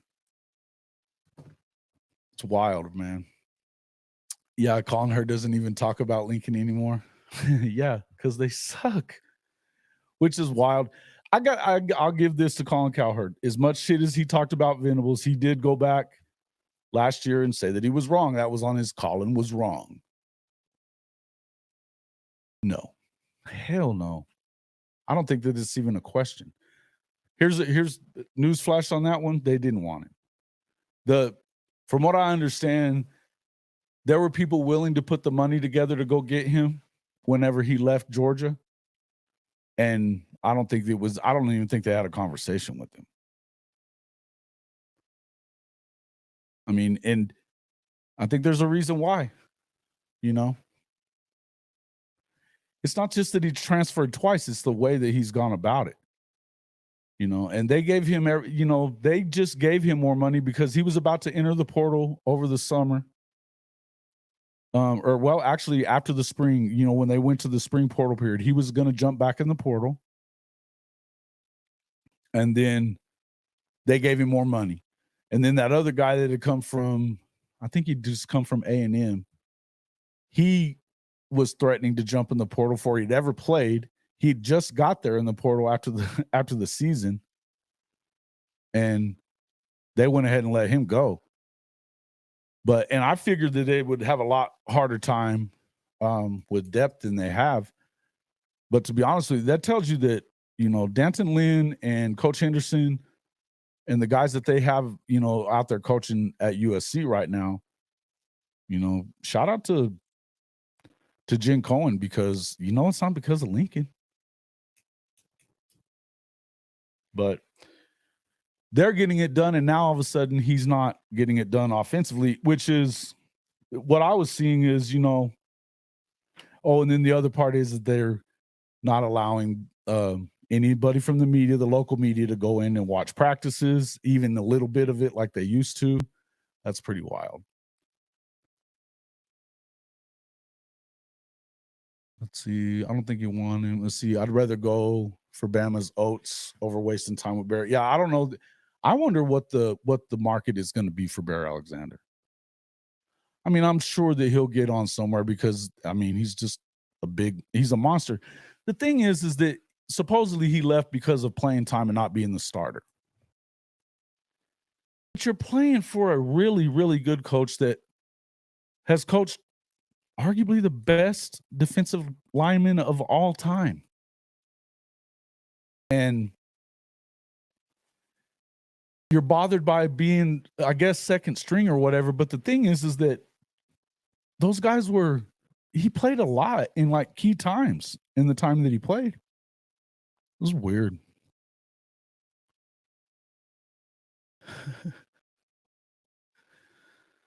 You're denying us your wisdom. Oh, darn.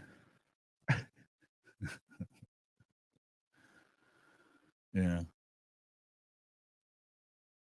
Mm-hmm. Yeah, and multiple transfers is usually about money or expecting more playing time that hadn't been earned.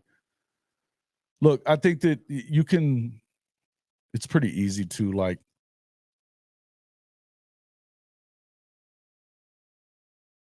I mean, I don't know what it's usually about. There's some guys that, I don't know about you guys, and but where my position is on this thing.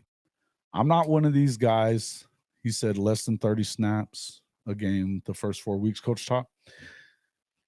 He was in pretty key time in the Michigan game, I know. But how many snaps do you expect even a starting defensive lineman to get? I guess is a good question.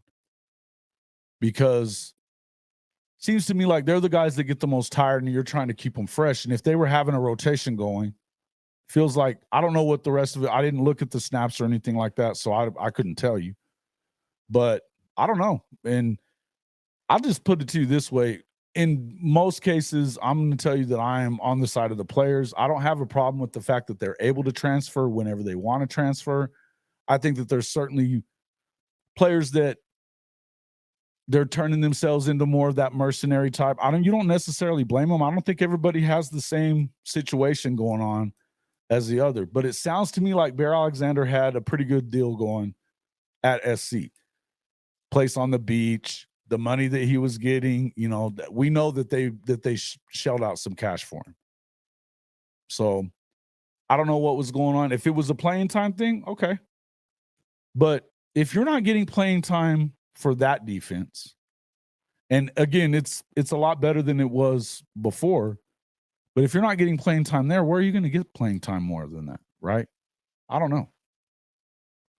In the end, I don't automatically just say that the guy's wrong, that the kid is bad. Just like the UNLV quarterback thing, Coach Schaub, you were talking about Brennan Marion. There's a lot of stuff going around about Brennan Marion was the one that promised that quarterback that $100,000. And whether that's true or not, I don't know. But the idea that it's true, perception is the rule a lot of times.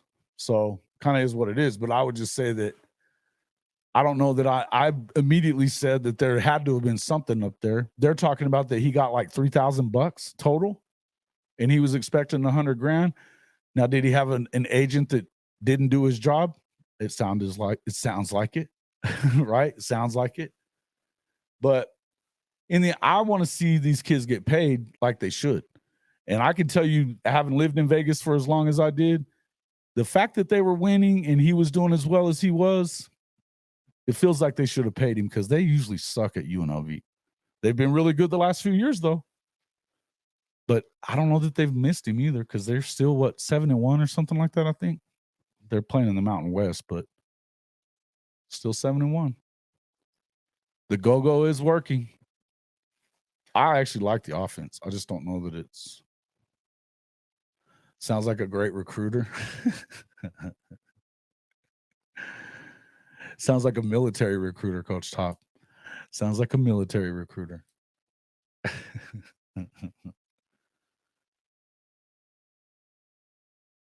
Sounds like a military recruiter. Tells you all kinds of crazy shit. Yeah, he could have. Brennan could have done that. That's the problem with the problem with it is that there's really nothing for those guys to fall back on. Jordan Addison, everything that I've heard, Jordan Addison got offered $2 million by USC. He got $200,000. That's why he didn't play in the Cotton Bowl. There's a lot of promises being made. And I said this before the first of the season when we were talking about this with Lincoln that, hey, those guys were backing out because they're, everybody was saying, well, it was because of NIL. It's because of NIL. Well, don't be fucking promising that if you know that the NIL isn't right. Don't make those promises to guys. But can you blame these players for leveraging whatever power they have? No. Because the one time that you really do have power, because especially 5-star guys, you better leverage it. Because if it doesn't work out that first place that you are, then you got a lot of people talking shit about you. Oh, well, he's not that good. Yeah, I'm sure it is.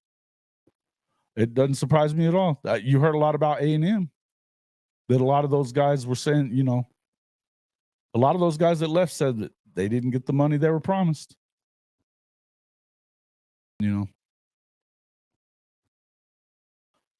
Well, sure. I mean, you have to live up to your side of it as well, I think. But if you have an agreement that this is what we're going to give you to show up, it's not incentive based and all this other stuff. I think that's why it's good that you're starting to see. I don't know that you can go there. the best way to fix it is to not pay players until the season is over. Well, I don't know that you can go that's not going to work, because all it would take was one person to say, "Oh no, we'll pay you now." And as a matter of fact, think about Missouri. You know, Williams Nwaneri last year, everybody thought he was going to Oklahoma. And what did Mizzou do? They changed the fucking law in their state saying that they could pay high school kids. Now there's a lot of states doing it, but that's how they got them. And it is semester to semester and year to year. But if you, and I'm sure that they're structuring it to where you don't get it all at once. But if you're smart, that's what you're doing. But I think that that's probably why it's really good to have the general manager situation like what Oklahoma and a lot of these other schools have got worked out right now. You look and see what Bama's doing. Everybody thought that, Kalen DeBoer wasn't going to be able to recruit. He can recruit. Now, how many of those guys are they going to lose? We'll see. We'll see what their season ends up like. But they certainly don't have an NIL problem, and they've got a general manager situation as well. They're doing things differently than Coach Saban was doing it. It is what it is.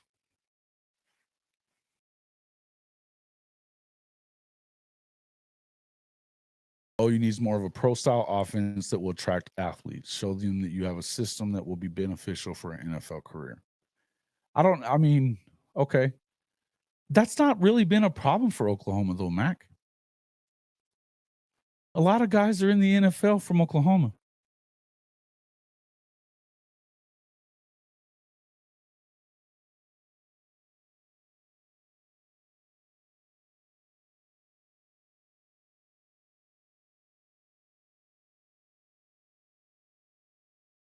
Players get paid monthly. Yeah, well, at Oklahoma, they get paid monthly or whatever. I don't know exactly. I haven't dove into all that, but that sounds right.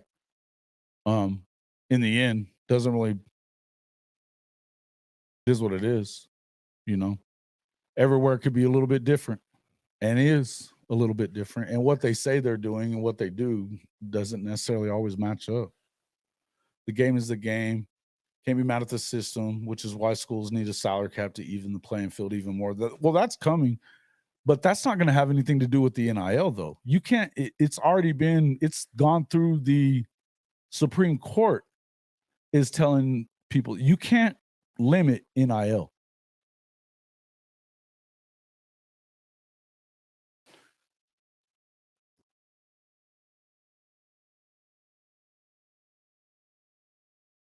Got a race for practicing well on the scout team. Yeah. Well, and that's something, talking about NIL, that Marcus has been really good and open about. He didn't tell me it, I've never asked even, but he said that he definitely had better offers as far as money was concerned. They didn't go to Oklahoma because of the money. But Lebby was honest with them about it whenever they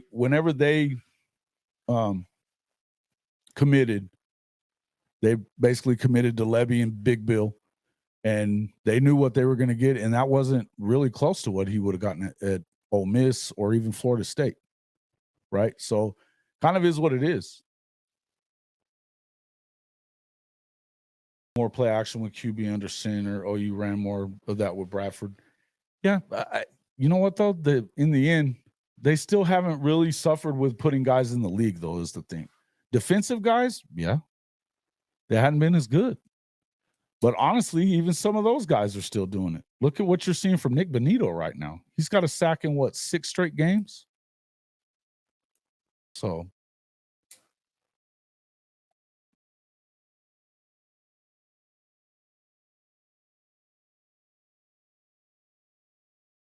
that's where OU has done right.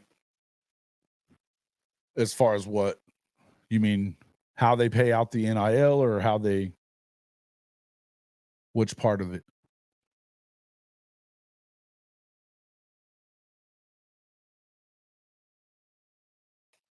Ooh.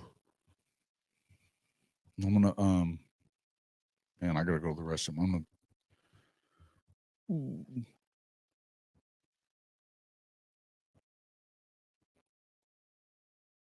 gonna pull this up real quick.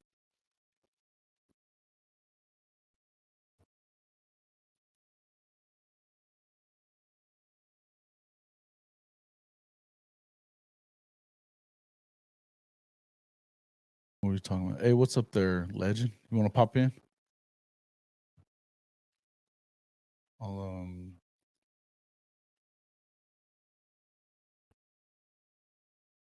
Coach Top, you want to pop in here? I'd like to ask you some questions about what you're talking about.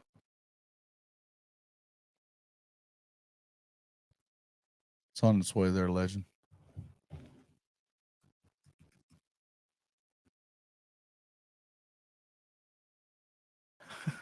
What did I do? Sooner in Texas. Have you been drinking this morning already?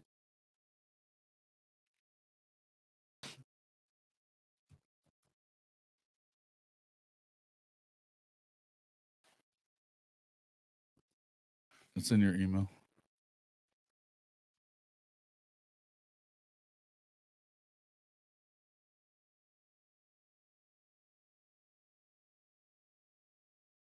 You want me to send it to your Coach Hopper? You saying yeah?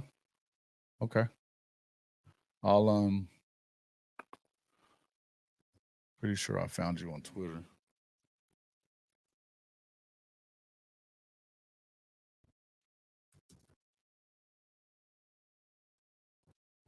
You Top Flight Boog on Twitter.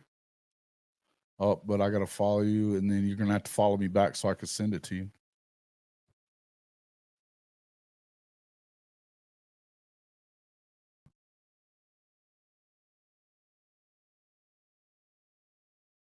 You think contracts would work for NIL? I don't know that. Here's the thing: NIL isn't being used the way it's supposed to be, right? It's not being used the way it's supposed to be. It's supposed to be just like, you're doing an endorsement deal or something like that. That's what it's supposed to be. All right, I got you. It's coming in. There you go. It's in there. Where's Big Bo at? All right, you guys got that link, so y'all can pop in anytime you want. Let's see. Never stopped from last night. Is that what No wonder. No wonder. Why'd you start drinking last night there, Sooner in Texas? Crazy ass. Oh shit. That's too funny.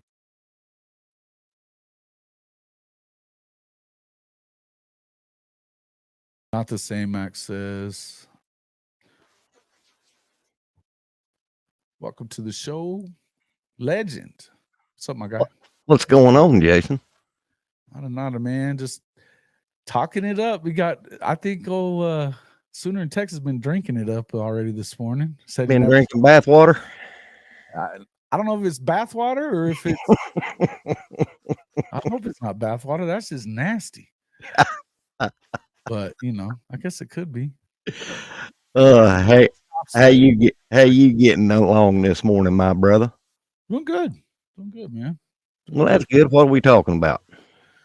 A lot of different stuff. We were talking about Bear Alexander leaving, and obviously NIL. It got us talking about NIL and kind of where they're headed. We've talked about a little bit of everything. We had Coach Ricks. You already had the one in there. Here comes old Coach Top right here. Coach Top's been he's been talking it up quite a bit for us lately. So how you doing, Jason?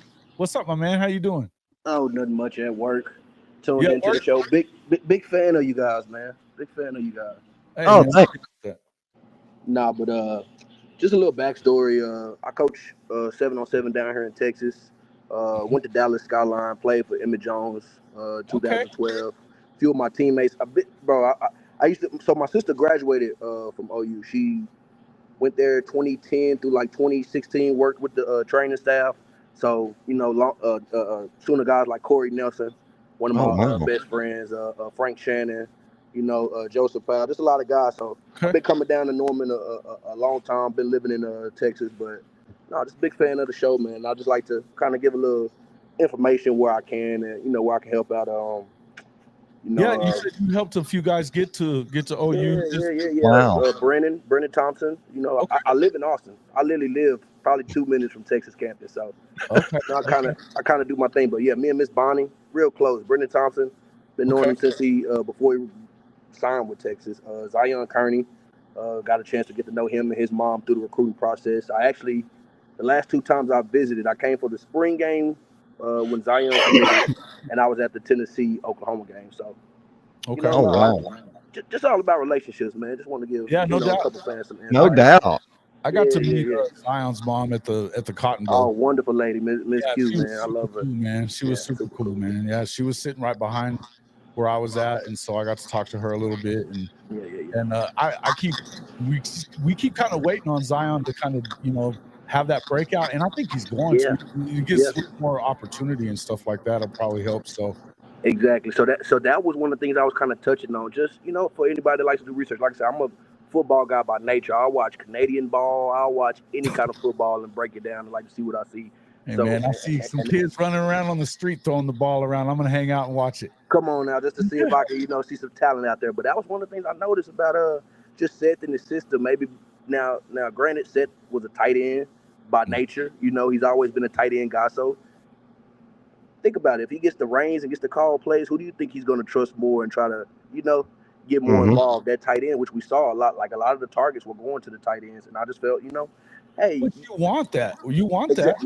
Yeah, true. But when you have 5 receivers get injured, and you're going to have to grow and develop these guys. Now, granted, of course you want to win every game, but at the end of the day, it's about developing. It's about being better than, Coach Jones used to have a saying, you want to be 1% better every day. You get 1% better every day, you're going to see some improvement. So if you look at the target list, man, I think Zion, Brennan, Raggins, all the young guys, man, just look at it. The most times they've been targeted in the game, 3 times, 4 times? Most of the action is going to the running backs and the tight ends, which gets pretty predictable for defenses. So I'm with you guys. I don't think it's all doom and gloom, but I like that Brent made the necessary change. It was a hard change, and hopefully now we get to see some of the young guys, like say JJF. The offense didn't look bad week 1 for him calling that. It looked like he had a plan in place, right? It looked like there was like he knew what he was working with. He knew the athletes. Right. Yeah. Right. Hey, Bug, Coach, where can I find you at on Twitter? I'll start following. Coach Top Flight Bug on Twitter. Like I said, I coach for a team called the Night Riders out here in Texas. Currently got 2 of the top linebackers in 26. Both guys have OU's offers. Tank King and Cozy Okpala. A lot of talent out here in Texas, man. We're out of Beaumont, but I normally do like our national tournament. So yeah, man. If you ever any kind of recruit news, I'm big in DFW in Texas, Austin. Like I said. Derek Hamilton's my guy, man. We traveled around to a few games this year. Yeah. Derek's my guy too, man. That's our boyfriend, that Seatbelt Mafia, man. He Seatbelt Mafia. Makari Vickers and stuff. We got to know him a little bit, whenever Makari was being recruited out here. We're big fans of Makari, man. I'd love to see him get a little more time as well. Yeah. No, I'm a big players guy, man. I'm all about the players, bro. I heard you say something about Beaumont, Texas. I used to live down in that area. Okay, the forward now. Okay, that's pretty good. Yeah, the Golden Triangle originally, but yeah, a lot of our athletes they come from out that way. So, it gives me a good chance to tap in with that area. But it's beautiful, man. Oh yeah, no doubt. I think what was I about to ask you? Oh, what were you talking about? What were you talking about a little earlier about Bear Alexander? What was that you were saying that he wasn't getting he wasn't getting a lot of time, or is that a lot of time? So I'm guessing. I pulled up the snap count. I believe against LSU, USC had over. I think the leading stat guy was like 70 plays. So on that D line, you're right. You want to keep those guys fresh, but I think he was maybe the 3rd or 4th tackle in terms of plays, and just knowing Bear. He grew up in that Dallas area. He actually went to my high school, Skyline, before he was Bear, the 5-star D tackle. Okay. Yes, sir. He transferred to Denton Geyer from Skyline. So Skyline, you've seen the coach. He was the coach at Skyline before. I think it was Coach, and then Coach Samples ended up there a couple of times after that. I think whoever. Yeah. So Coach Samples was there in 06. I played for Coach Samples in 08 through 12. Okay. And then he left. Coach Roybal, that's on my show, was the coach. Okay. There, I think early. It would have been like 99 maybe to. Okay, yeah. I've seen him on the channel, and I've seen him at it's funny. I've seen him at homecoming games, but I didn't particularly know him. personally, but yeah. Yeah. That was they beat. It was when they beat Carter for the first time in like 30 years or something. Oh yeah, man. I used to be a young kid watching those Carter Skyline games, man. It was that's the thing to do. Yeah. But yeah, he's always talking about Emmett too, and I think most of us think Emmett's done a freaking amazing job as far as he's concerned. I think he's one of those guys, and if you're going to end up with a new OC, I think you would want. Oh yeah, you can't lose that guy. Keep him, right? You're going to hope to keep him, right? And that's keep the thing him. With, oh my fault. You go ahead. No, I was just saying, Coach, keep Emmett. And the thing I was saying about like the media and the fans, like believe it or not, but Jason, a lot of noise and a lot of people calling people's jobs, it makes it to where coach kind of has to answer because reporters are going to ask. So I try to tell people that are on this show a lot that believe it, that the kids see this shit. Oh, everyone sees it. Kids, coaches, they see donors, they see all that. Yeah. And if you think you're being helpful, you're not. You're not at all. You're not at all. You know, calling for jobs. And again, I would tell you that, look, man, I think it was pretty clear that it was time for Seth to get the axe at that point. Right. I think it was. But that being said, and I think that you needed it to spark your team or whatever, but I think that they're already calling for Coach Venable's job and stuff like that. Exactly, It's going far, especially when you haven't played defense in so long. They're recruiting on a level that they haven't recruited at in a long time. Right. Yeah. And even Bill B. The Bill B disrespect is what gets me. God almighty. Business. One bad year doesn't warrant the walls caving in. It's like, I would love it. Like I said, I'm all about people being better fans. Fasusi and Foje and Afalava coming in. Hey, I saw Fasusi at that Tennessee game. Oh, he's no chance he flips. He's locked in. He's not looking at this situation and thinking, oh, I gotta Bill B can't coach. No. I saw a tweet from Ryan Foje yesterday that he was saying that he talked to Fasusi and they're both still in. Come on, man. Yeah, they're both young guys in this class that we haven't even got to see. Like I said, I know. Dent getting brought up this week. That's huge. Yeah. That's huge. Yeah, very huge. Hey man, I'm a fan, and Marcus is our guy, but you see kind of what that was the thing talking about Isaiah. He was the number one, and we were talking about this the other day. He was the number one tackle in Mississippi or Alabama. Wow, yeah. He dominated the Mississippi-Alabama All-Star game. Yeah. And because he committed, he stopped camping. So they dropped his ass way down in the rankings. 100% how it works, yep. Yeah, so, I mean, stars matter because you get paid on them. Mm-hmm.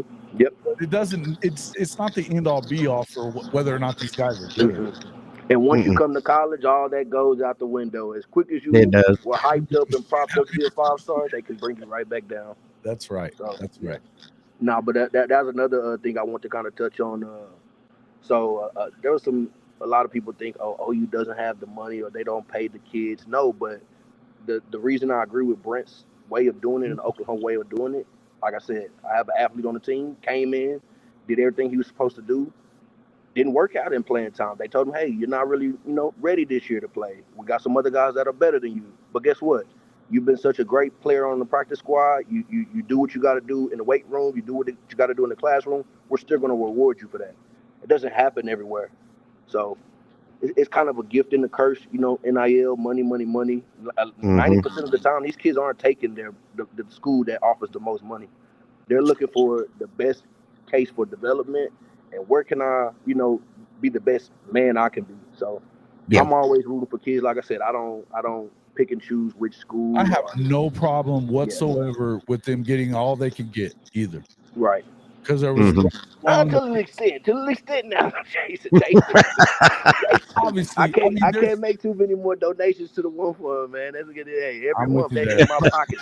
I need to know where my money's going. You gotta get what they gotta get, and it's if you're worth the money, you're worth the money, and you pay them what they can get. I don't blame you for that. Said, I think that there's a responsibility on both ends to take care of your business. You take care of your business on the player side, right? The people got to take the players got to take care of their side too, and that's Isaiah's dad said that. He goes, look, you could have got more money.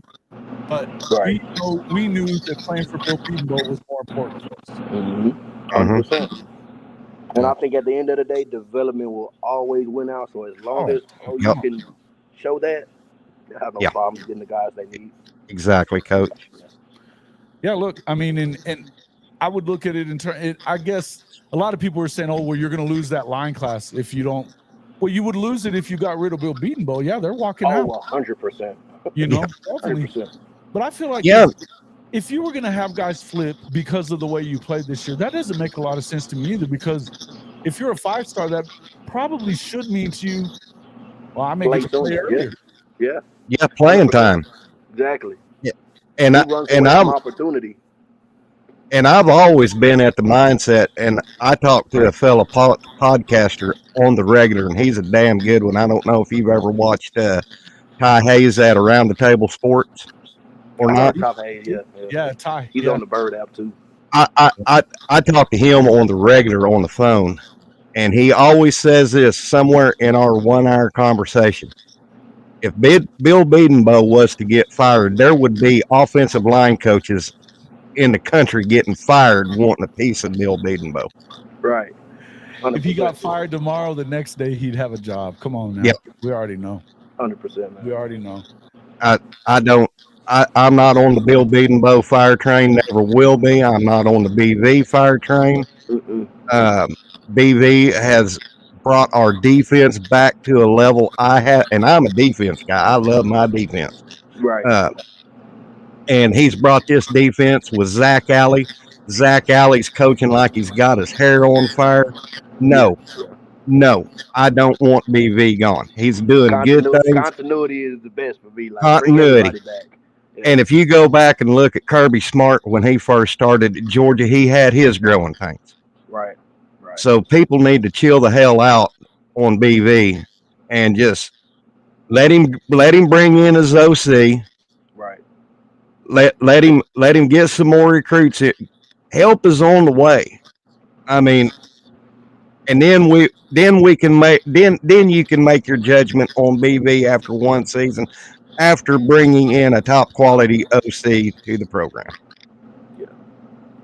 And nothing. I want to see the 5 receivers, man. I want to see those guys come back and have a chance. Then we can successfully judge, okay, right, where we need to make changes at, if there needs to be changes. But I don't think it's all doom and gloom. Just a year ago, these guys got an extension for beating Texas, and now it's crazy, man. Everybody calling for jobs. Yeah, well, man. Coach, you've been coaching for a while, and I've been pulling this saying like a gun that Jackson Arnold wasn't a 5-star All-Gator 100 Gatorade Player of the Year, winner of the Elite 11 for sitting on the bench. Oh, no, not for anything. And I'll tell you a funny story. I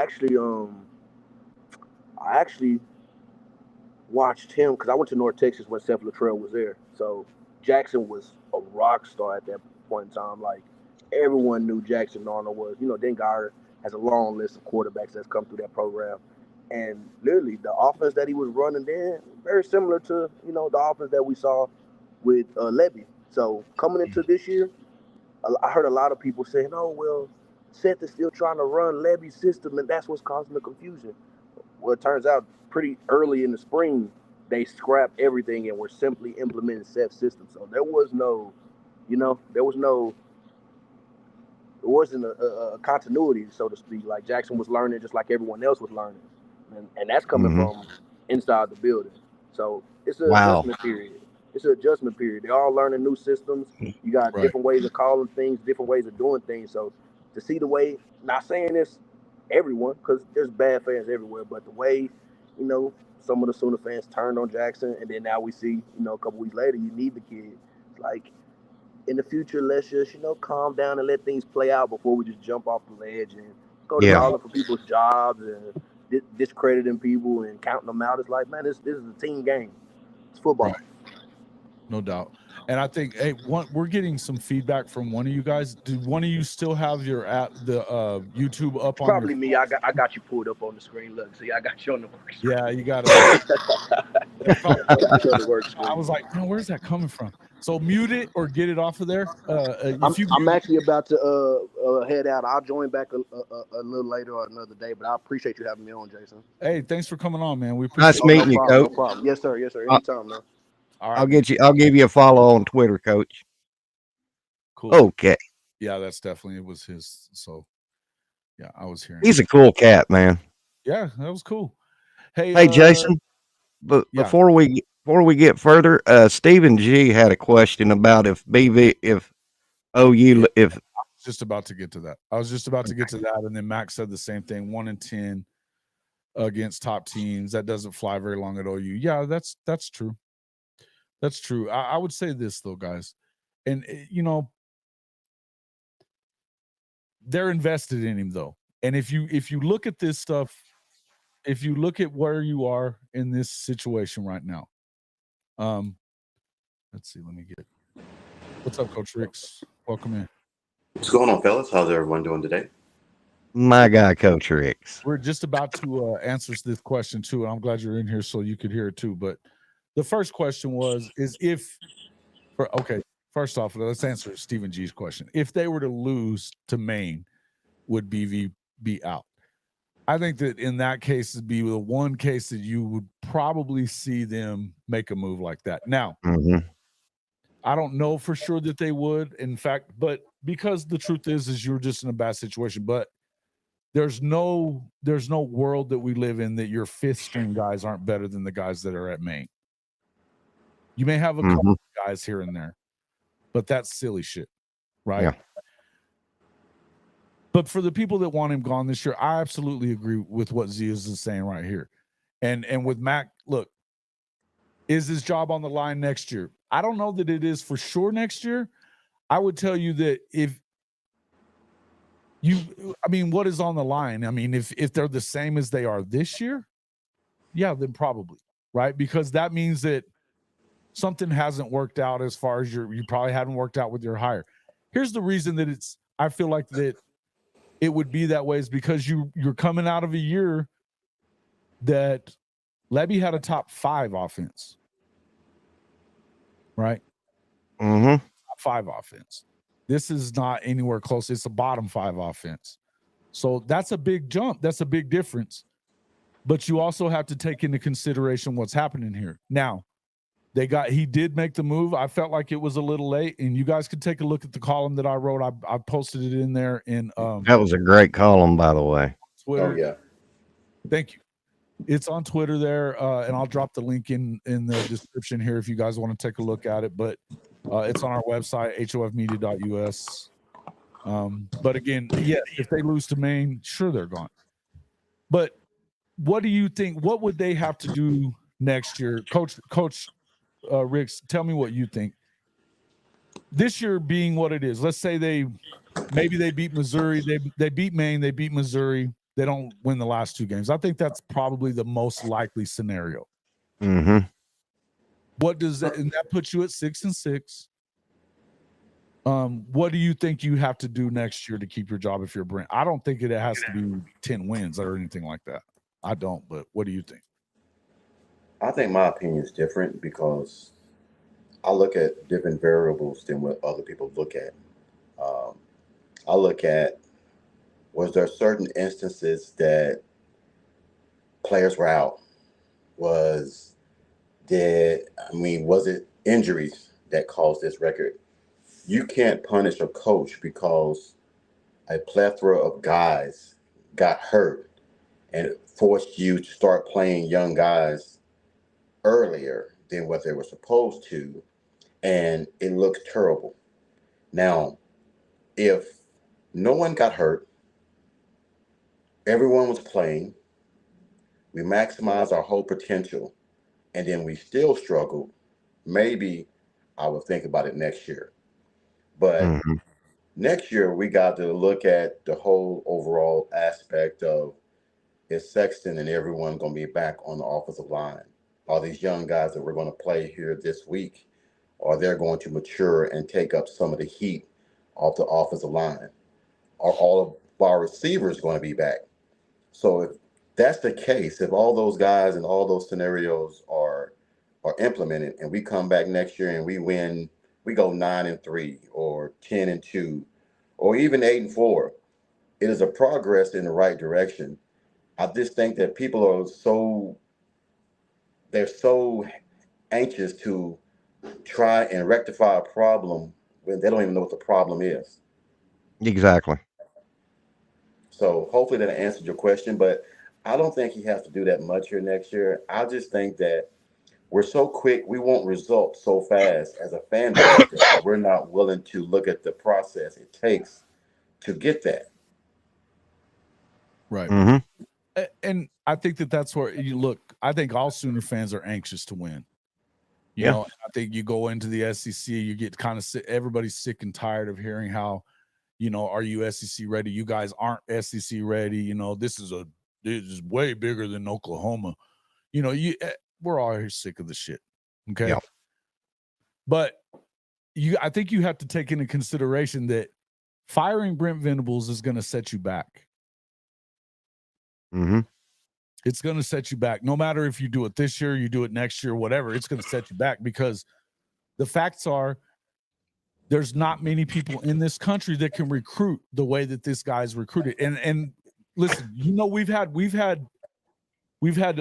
Big Dave Uyunglele on the show before.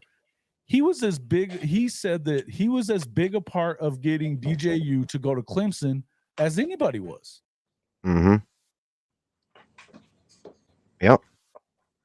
You know, and he only talked to him after he got there. He didn't hardly ever talk to Dabo. Exactly. So, you know, I think that there's questions. As my column said, I think that I'd love to see him be a little more assertive, a lot more assertive in some instances. We were talking about it last night, Legend. Yep. That you'd love to see him be a little bit more like what you've seen Mike Elko be. Yeah. That first game when they lost against Notre Dame and they kept throwing the football, and you could see he was mouthing it. You could see him saying, "Run the fucking football." Yeah. Yeah, he needs to be more fired up, I think. Offensive guy, run the fucking football. Yeah. You know, so I'm okay with that. And I think that obviously they're sitting alone at the top of the SEC, which is wild. It was another thing I wanted to talk about. But yeah, listen, guys, injuries plus youth equals growing pains, which equals fire tests. You're right, Bishop Frank. Yes. You're going to have to go through some of this, but I guarantee you, it's going to have to you want to see improvement every year. If you're not seeing improvement, then yeah, I understand it. But look at, it's wild to me that it's like this, but South Carolina, they don't even really talk about firing Shane Beamer. I think he's the worst coach in the SEC. Yeah. I do. Jason, do you know why? No one really wants to come to South Carolina and be amongst Clemson, Auburn. You have all these major universities around you, and you're getting pretty much, hate to say it, you're getting the scraps of what's left. And you have to try to maneuver situations to even build a team to compete. Because trust me, if you have a choice to go to Clemson or South Carolina, you're going to Clemson. It's not a damn choice. Yeah, it's Clemson. Mm-hmm. Although I don't think that Clemson is doing right by some of the guys that are out of South Carolina. I mean, Coach I's nephew is a year one starter and has played very well. Yeah. If you didn't, and look, I believe that this is true. If it wasn't for these, I also think that there needed to be better game planning, play calling, all that kind of stuff that we've talked about. I think that we probably would not have seen Oklahoma reach its potential even if those guys hadn't got injured, because I don't think that Seth was the right guy for this thing. But I do think you probably only have, instead of 4 losses, you probably got 2, at this point, which is a difference. We're talking about different things now. You're still in playoff contention. Now you still got to win these games. You would have to beat Alabama and beat LSU on the road. I still don't know that. I don't see that really happening. I think 8-4. Now that we're looking at it, 10-2, 9-3. That's the prediction earlier in the year. But the bottom line is that it would have been tough to get there. It would have been tough to get there with the way things are. In this situation, yeah, did it go the way we wanted it to? No. But we're going to fire him because we think he might not be the guy when he's had all these injuries, and their defense is heads above what it has been. Let me get to that super chat real quick. Bishop Frank, thank you, my friend. $11.11 super chat. Sooner injuries plus youth equals growing pains equals fire test. Trust the process. Yeah, listen, I think that you have to try. Again, what are you going to do if you fire him now? Basically, the whole team is gone. All the guys that you're excited about are here because of Brent Venables. I think that who you could lose, there's a couple of guys maybe. I think the quarterback situation, because of what happened, I could still see losing the quarterbacks.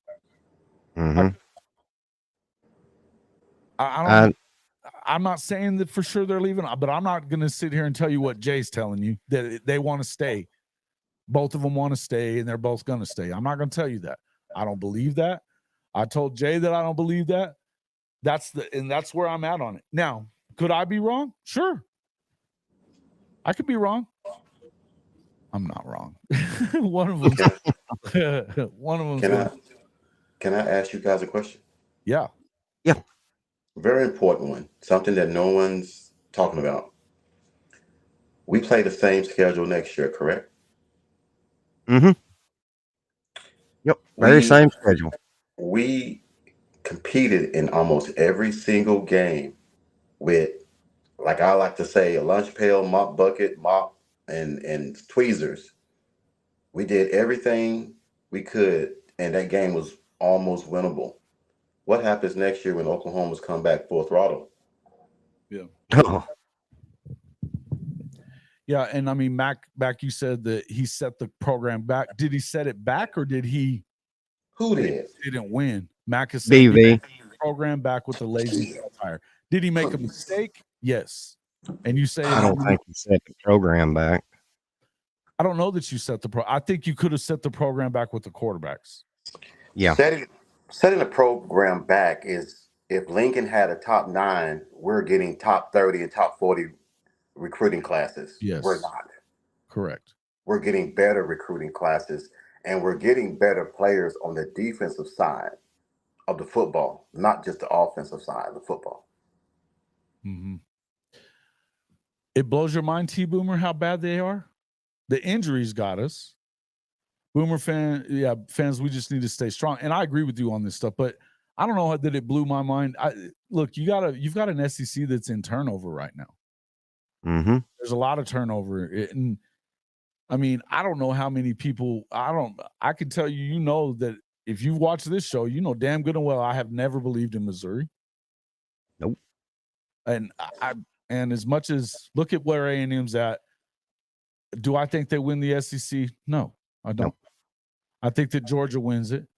I think that Alabama, if they figured anything out on offense or on the defensive side, and then they stopped trying to make Jalen Milroe into Penix, they could still win it. Now, whether or not they do that is, that's still an if. But I think that right now the favorite is Georgia, and then after that it's probably Tennessee/Texas A&M. That's where I'm at. I don't believe in Texas. You all know that. I don't believe in Texas. I think we saw in a home game that they're not as good as they fucking act like they are. Are we looking at the SEC a little different now since Oklahoma's in the SEC? As far as what?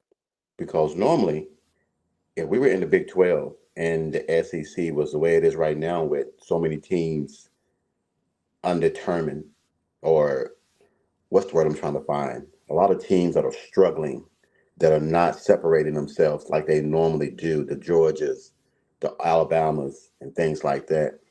Are we really saying that this is what everybody was saying was the best conference since Well, everybody's struggling?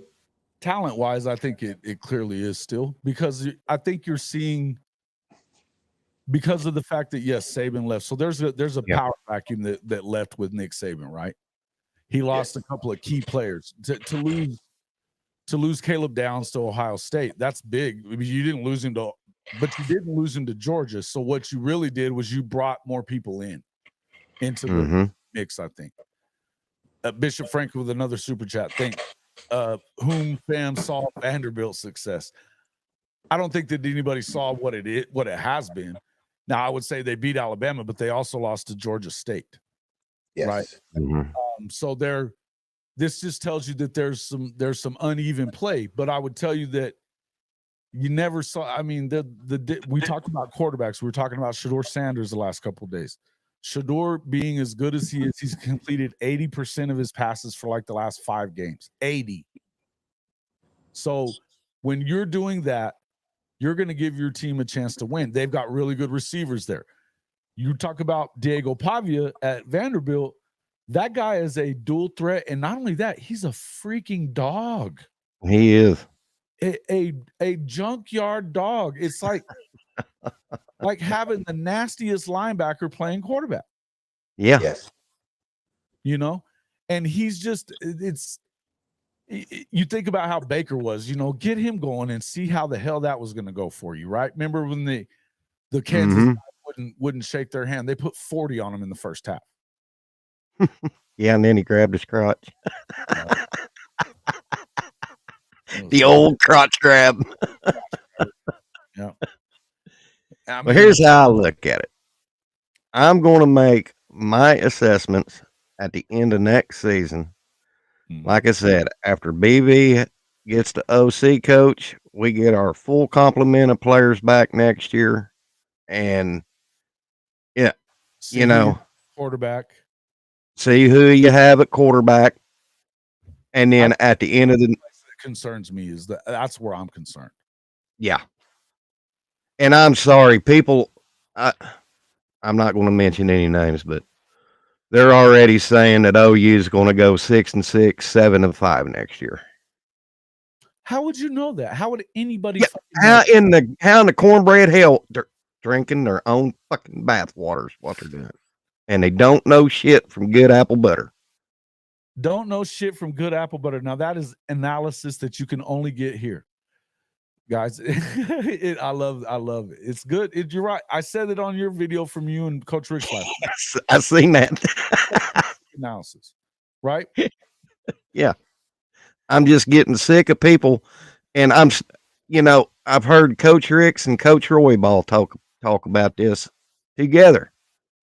If you've never coached the game, you don't know what in the hell you're talking about. And T Boomer, I'm not giving you a hard time. I think they did have a shot, but you have to have an offense. And the injuries, they did it. The injuries were the first thing that set you in the wrong direction. But I don't know that. I think that if you want to be upset with Brent Venables for hiring Seth, okay. How come nobody was saying any of this? The thing is that nobody said this when he hired him. Nope. Nobody said that when they hired him. It's Seth Luttrell. He's done really good everywhere.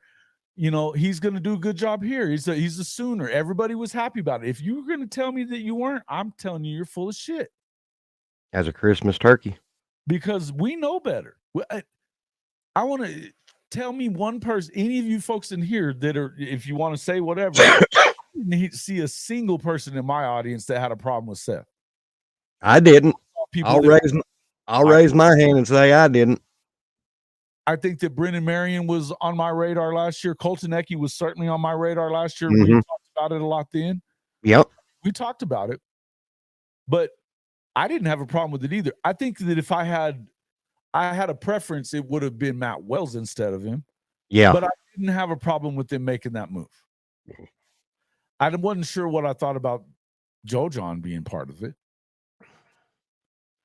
But in the end, all I'm going to say is if you were going to tell me that you knew it was going to be this, then I know you're lying at this point, right? We know better.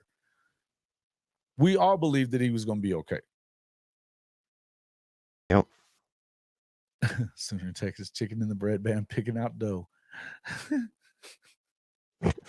Charlie Daniels reference. Was the Charlie Daniels. I love it. I love Sooner in Texas. That's my boy. We all expected Seth to do a good job. He didn't. He didn't. Mm-mm. And I said this earlier when Marcus was on. And Coach Ricks, are you still with us? Yeah, I'm still here. I said this earlier when Marcus was on. I asked him, do you think maybe it was because when things started not going well and people were really upset with him, do you think maybe he started making all the decisions because he was the one that was catching all the hell? I mean, do you think that's a possibility, or it was just? I think so. Mm-hmm. I think so. Too. I mean, obviously, no matter what, that's the wrong move. Yeah. Right. Yeah. At the end of the day, man, shit's gonna fall in your lap regardless. However it turns out, good or bad. Sure. The one thing I was telling Legend last night, man, that no one is talking about is these offensive line guys had to change their philosophy 3 times. Facts. Mm-hmm. 3 times. And you're never going to get any 5 type different of chemistry. And plus, they had 5 different rotations. Yes. Yep. In the first 5 games, they had 5 different offensive lines starting. Yes. Yep, and over 8 players has rotated in and out of that offensive line. And you know what? I don't care who in the hell you are. What Stoops did, go figure out the hardest offenses to stop and go hire that guy. Okay. The hardest offense to stop has still always been the air raid / veer raid. He did that. And in fact, Jeff Lebby, again, top 15 and then top 5. Now, Lebby, there was some situational stuff that he didn't get right. But Mac, you can't say, are you the guy that's gonna tell me that you didn't want Seth Luttrell, that you were bitching about Seth Luttrell last year? Because I bet you weren't. Nobody was thinking about the offense anyway. No, we was. No, I'm one of them. That's exactly right. Defense. Nobody was talking about the offense whatsoever. Mm-hmm. Yeah, because we got the Zach Alley hire, and then the recruits, and that was it. The defense. Yeah. Is the defense going to be good enough for the SEC? That's all we kept hearing. I think we checked that box off very well. The D-line was the question, whether or not you were going to be able to hold up to the rigors of it. If you could, because remember last year, the first part of the year, they were really good on defense. Injuries hurt them, though. Did you have enough depth? That was the question. It was all defense. Steve says going into the SEC, I think he was trying to keep some continuity. There's no doubt about it. He said it. Mm-hmm. Let's see. Lebby sucked, but he was very good. He sucked situationally at certain times. And here's the other thing that you got to say about Lebby. That was his first time calling plays. Yes. So he took a chance on him as a play caller, and the defense was the reason that they didn't win more games year 1. And that was when Lincoln tried to burn the damn program down. Yeah. Either guys were leaving to the draft or leaving elsewhere or going with him. 2 5-star quarterbacks, you have to go find a quarterback. The expectations were crazy. Mm-hmm. Okay, you weren't bitching about Seth, but you were disappointed we didn't try to get a Brennan Marion. Okay. Now, look, I mean, I would tell you that I had preferences over Seth. Yeah, I did too. I did. But I would also tell you that I didn't really have an issue with him either. And I don't think anybody really did. And I don't know that I love Brennan Marion for this job right now. I know that a lot of people do. I don't know that I do. My thing is okay, let's say he comes in. Let's put it to you this way. So if you go and you get after somebody in there talking about that there's no way that you're going to get, and I think it was actually Coach Top saying it, that you're not going to get Will Stein. I saw that's what Pete Nako said yesterday from On3, that you're not going to get any of those guys from top programs because they're already in a good position. Okay, I don't buy that at all. Yeah. But what I would tell you is that and I would tell you this part would be the part that I think that you screwed up with was this part. You had Kevin Johns and you had him completely. I mean, what are we talking about? You've got the guy going and doing advanced scouting, which obviously this was on Seth and Joe John or whoever, but it's on Brent Venables too. All of it's on Brent Venables, just by the way, no matter what. Okay. But what I would tell you about if we're going to talk about Brennan Marion, who the hell knows his offense? Yeah. If he gets a job, let's say he comes in and they kill it with that offense, because they might. It might work really well in the SEC because nobody's seen the shit. It may not, but it might. But if he gets a job because it did work, then what? Yeah, who's going to coach the go-go? Yeah, I mean, because he doesn't have a ton of guys that are, they're studying it and they're, working under him or whatever. Maybe he does. We don't know the person. I haven't heard about him. Me either.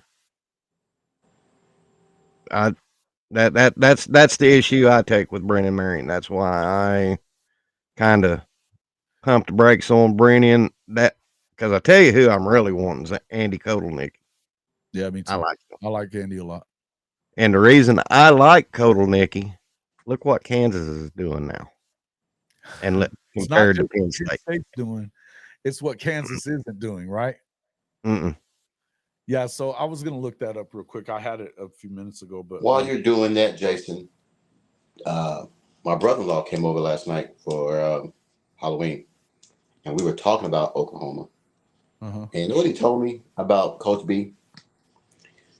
He said, yes, you guys might be hurt on the offensive line, but at least you have bodies to plug in to those spots. A lot of programs don't have those bodies to plug in to try and fill those holes. So that lets you know what type of coach you have when you have an outstanding offensive line waiting in the wind to come and take somebody's spot. Some universities don't have that. Exactly. I'll agree with that statement. So that lets you know how important Coach B is that we got guys that we know they're going to be special in a year or two. But this is actually the first year that Coach B does not have, and I said it last night to you, Legend. Yeah, you did. There's no seniors on this staff. I mean, on this offensive line. No juniors. No juniors. Everything is sophomores and freshmen. Yeah. So, and everybody knows when you're replacing the offensive lineman, it takes them a good 2 or 3 years to start gelling. At least 2. At least 2. If you play together every single snap, and that's why we always say so many snaps are very important. We always say that person has 139 snaps or 189 snaps. Those snaps are very important because it teaches you, I know what he's going to do. I know what he's going to do. But that's when the communication comes into fact. So. Yeah, that's what we was talking about, Benji. I mean, you bring in Brennan Marion and then he gets a job after a year. Who's going to run that go-go offense? So there ain't nobody that could run it. Right. But that good comment there, Benji. Good seeing you, brother. And then you're forced to go to a whole new OC and learn a whole new offensive formation. Well, and I think the other thing is here's the thing. If what we saw last week, let's say what we saw in the first half last week, right? Yes. It looked like they had an idea what they were doing. The communication was better. They played better. Now in the second half, you had some penalties, some drops, some things that kept you from doing the same thing in the second half, but it didn't look like they were clueless at that point. Yeah. How long does it take you to learn this new offense that you haven't been running? And I think that may take him out not because necessarily that Coach, well, I'll put it to you this way. Coach Venables didn't hire him last year. If he wanted to hire him, why didn't he? Because that word he said, continuity. Continuity. It's why he brought Joe John on as the so that they could try to marry whatever they could do together and figure it out together, right? Yeah. Now, I think that part's a problem. I think the other part of the quarterback coaching thing is an issue for me. I don't love that part, and we've heard some things that sounds like they weren't developing any of those guys in that room. No, right? That's in my column. That there's indications from everybody in the quarterback room that they weren't learning shit. So exactly. I would agree that in the end, you have to look at it in terms of if he wasn't willing to do that last year, when he probably, I mean, now coming off of 10 wins, you got breathing room there. It gave you your little, if you want to call it an extension, which I still don't think that. I think that was a don't get negative recruited deal. What that was, right? If you weren't going to do it then, why the hell would he make that move now? Yep. When 100, yes. he may be in trouble next year if they don't get it done. And if it doesn't work out, that you catch lightning in a bottle with him right away, you're screwed. I don't know. He hasn't been my guy this year at all. I haven't thought Brennan Marion's the right dude. I think that there's a couple of names that I like more than that, but I mean, Koltanecki and Stein notwithstanding, there's some other guys that I think, even if you're going to go the route of not huge splash guy, right? What's y'all's opinion? What's y'all's opinion about Jerry Nix up in Syracuse? No, I'm not on his. Nah. I was starting to, my needle was starting to, and then I went and I'm like, nah. No, he made my cut. Here's another thing, man, that people have to take into consideration when you become a head coach. BV's been a DC for so long. Some guys are so complacent. I've had a lot of DCs and OCs that I suggested, hey, man, you'd be a great coach. A lot of them don't want the extra headache and things that go along with it because it's so much. And they rather just handle one side of the football constantly and forever. But now when OU comes calling, that's a dream job for BB. He wants to take that. But some guys are just really DCs, and they make great head coaches because they surround themselves with great people. Once he finds his OC, he's found his DC now.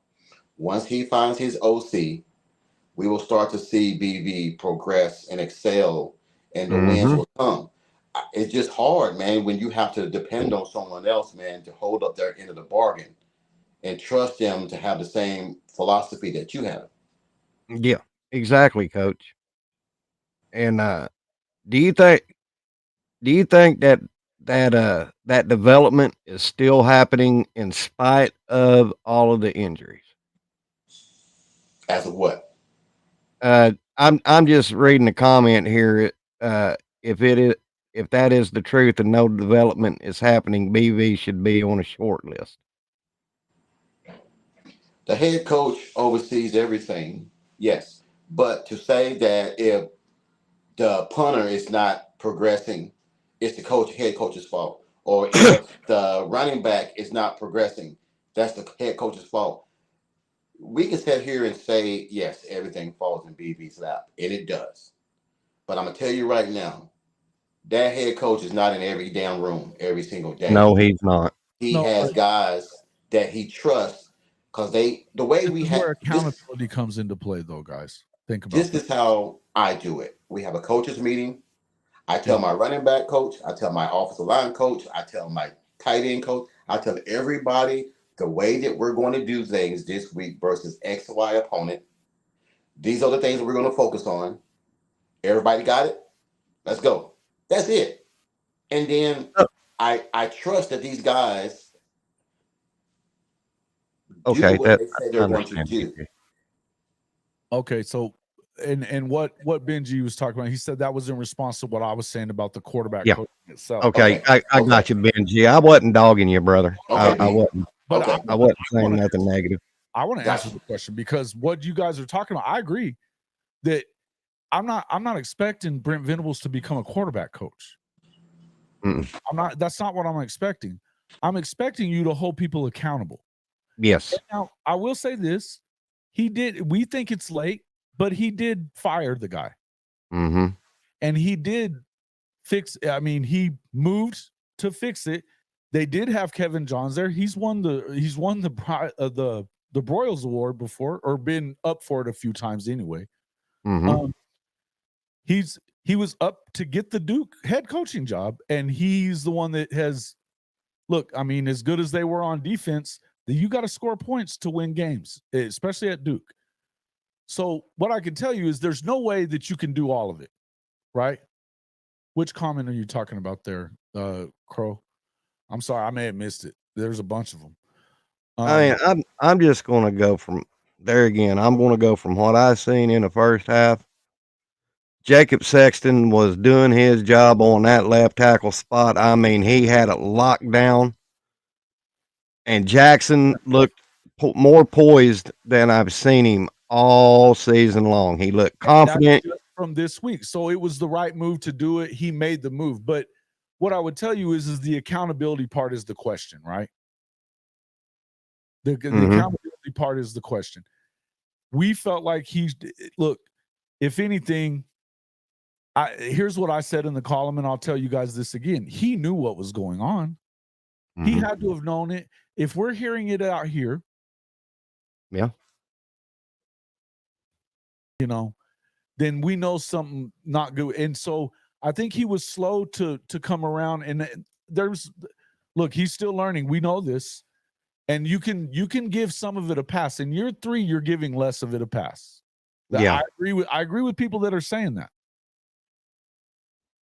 And Crow, you can make that comment. That's fine. It's not, and what I'm getting at is that, do you trust in this guy to go forward? I can tell you that I have less trust than I did before about and whether he's willing to make the hard call. Right? Yeah. Yeah, I agree. I can agree with you on that, Judge. Accountability is key, but he did make the call. I think that at this point he realizes that, yeah, he made a mistake. He'll tell you that. He's been the one thing that you don't have a problem with Brent is that he's accountable. Yeah, he holds himself accountable. I've never heard him throw anybody else under the bus. Never. And he could have at times. Yep, he sure could have.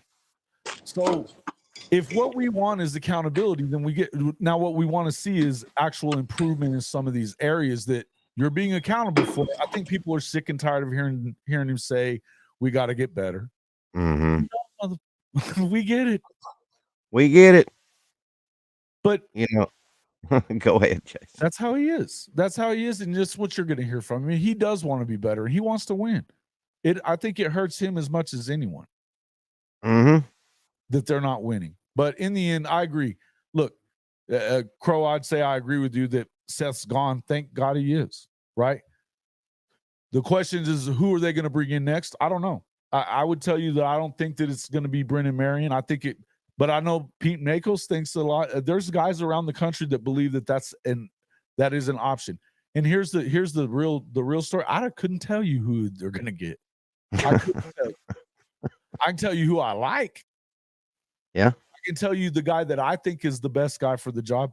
I think it's those two guys we've been talking about. I think that I would have zero problems with Kenny, GJ Kenny out of Texas State, or even his offensive coordinator, who's done a really good job.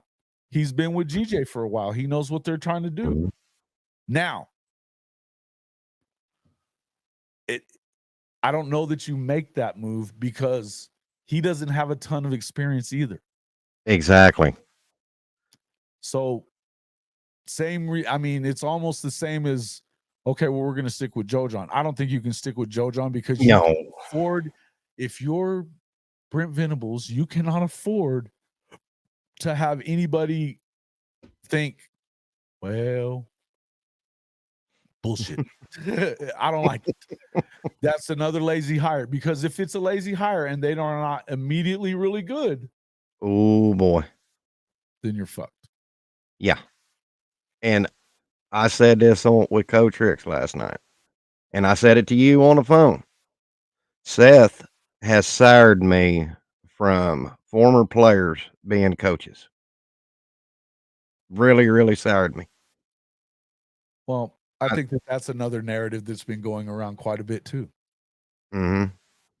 I'm not trying to. That's my feeling, Jason. That's how I feel.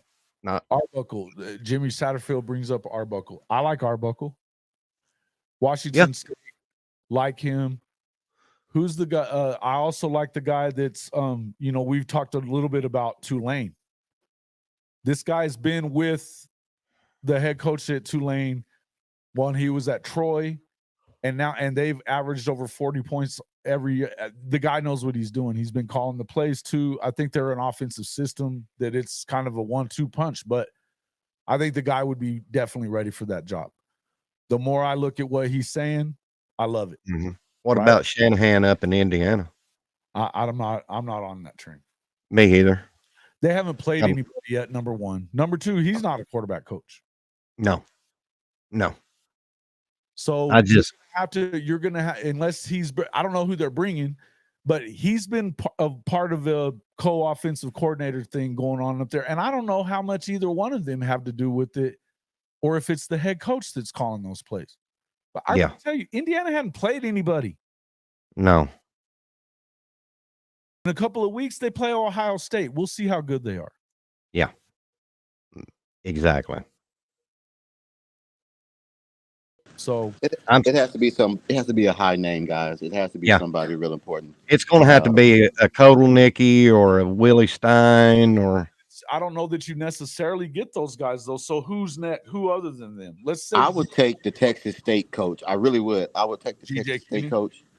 The reason being is because if he's doing great with just that type of talent, look what he would do if he would have OU talent. Yeah. Mm-hmm. Sam Bradford is doing nothing but golf. Sam Bradford has never been an offensive coordinator either, folks. I don't Sorry. want another OU player coaching for OU. I agree with you. And I know that you don't. What about Joe Craddock, though? Joe Craddock? Here's the reason that I think that could happen. He was with shit. He was the Arkansas head coach. Clemson. Oh shit. Damn it. What's that guy's name? He was the dumbass that started all that shit at Allen when he was there with Hawkins, or allowed it. I can't remember his name. Morris. Me either. Chad Morris. Clemson offensive coordinator, ended up getting the job, right? Yeah. Mm-hmm. So he was his quarterback coach at Clemson. He ended up, whenever he was the offensive coordinator, I don't know that he necessarily called plays at Arkansas. I know he's been calling plays now. He calls plays. He's been again at Tulane, and then he was at Troy with the new coach at Tulane as well. He's good, and they are familiar with him. He worked at Clemson, quarterback coach there. He's done a good job. I think if you're going to go the next level down from those guys that we just talked about, and Chad is a really good OC, by the way, too. Mars isn't wrong. Chad's been a really good OC. So Craddock, did you say that he was OC at Tulane? He's the OC at Tulane now. Okay, yeah. And he was at Clemson, and they average 46 points a game right now. I wouldn't mind that at all. I mean, I wouldn't hire Chad. I'm not saying I would hire Chad. No. And I don't know what I think about Dan Mullen right now. Dan Mullen's either I don't know that he really is interested in doing it. He's making a lot of money talking, on TV and not losing games, that's, you know what? I think that I don't know, man. I think that I could see him if that's in a pinch, but I would rather go with a guy like Craddock, a young, hungry guy that's proven that he can do it at multiple places. He's done a good job. Yeah. Done a good job. So if you're going past the Colton Nickies and Will Steins, he'd be my next, and GJ Kinney and guys like that. I would rather have Craddock over GJ Kinney's coordinator. Right. I'd rather have him. And I'm not on the Indiana guys. No. Particularly not Shanahan, because he's not the quarterback coach. And I think right now you've got two quarterbacks that if you can keep them around, you need to. But you're not going to keep them around with a guy that isn't a quarterback coach and can't show you some skins on the wall. And Craddock can. We know Stein can, and we know Koltenicky can. We don't need to bring in someone that already has negative baggage attached to their name. Exactly. It's Dan Mullins. Dan Mullins. Chad Morris definitely have baggage there. You just don't need it. I mean, this is a very important hire. You bring Chad Morris in, Hawkins is out. Yeah. So, and I think somebody said it in the chat earlier about BV sticking his head in the defensive room. Being an OC, I was an OC before I became a coach 10 years. It is very hard for me not to stick my head into the OC room. It's very hard because I see things that some people don't see and vice versa. And being a head coach, you have to have thick skin to say, I know we're friends, but all personality to the side, you're going to run what the fuck I want you to run, period. And if you don't run that, I will get somebody in here who can run that. And that was the hardest thing that I had to learn, is that it's okay to be friends. But if my job's on the line, everything is going to start and end with me. So BV is going to have to find somebody, man, that is like that on the OC side, that if things are not going the way they're supposed to go, you got to throw a tantrum here and there. You got to make shit known. This is what we're going to do. Yeah, like what we were talking about with Texas A&M's coach. Yeah, Mike Elko in that first game when they were losing. And he keeps putting the ball in the air. Yeah, he went on the sideline saying, he went ballistic. Fucking football. Run the fucking football. They're behind it, and at a time that you probably need to throw to catch up. But he was like, "Fuck that, run the ball." I love that, man. Me too. Yeah, no doubt. Look, and so Brandon, you're right here. He says BV has a tough year with decisions, QB, OC, but the injuries, you got to give the man credit for handling the situation. BNG, this is great answer to that. Yes, he does. Feels like his OC decision is make or break. This absolutely make or break. Absolutely. Yeah, this will make him or break him. That in the column as well. You guys should really go in there and check out the column. Yeah, y'all need to check out Jason's column. It's a good one. The next hire is his defining moment, because we know that he knows how to coach defense. We get it.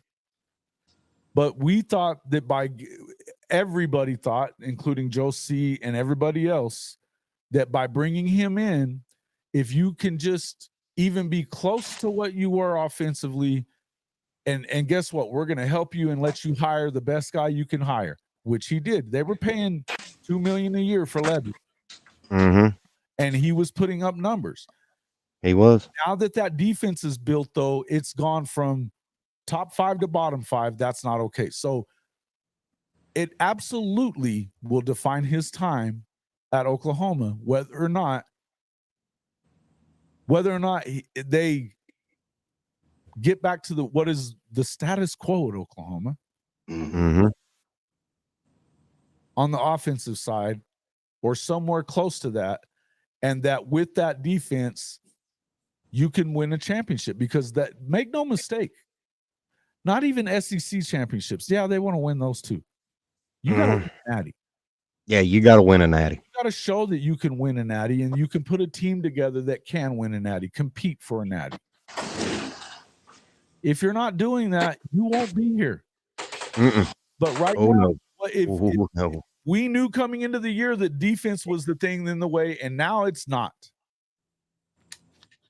Can I answer Sooner in Texas? Please do. He says, Coach, why is that hard to say? I don't need friends. I need warriors that are willing to take orders. Well, this is the reason why. When you have a coaching staff, you are with that coaching staff more than your family. They become your family. So it's kind of hard, just like me, Jason, and Legend. Let's say we all work together and we're real tight. Their family is my family. And and let's say Jason is the boss. I know what Jason wants, but let's say things are not going the way they're supposed to go, and then Jason come to me with a hard decision. Hey, I know X, Y, and Z, but shit, this is the way it has to go. It's very hard telling your friend the honest God truth about what's going on sometimes. Yeah. That's what I was saying. It's not that it's hard as a coach. I can be an asshole, but you don't want to be an asshole. You want to be a leader amongst men, because if your coaching staff is having a beef, you damn sure will believe your players are going to find out. Yeah. So that's the only hard part about coaching, is that you have to, there are 3 sets of rules when you coach. That's all. Just wanted him to know that. I guarantee you I know what the rules are. Do what you're told, God damn it, do what you're told. Close. Do what you're told, do what I say, do it now. Why isn't it already? Yeah. Discord now, it's already in the Discord now. And obviously, you guys can click the link right there in the comment section, and then I'll make sure that it's in the description as well.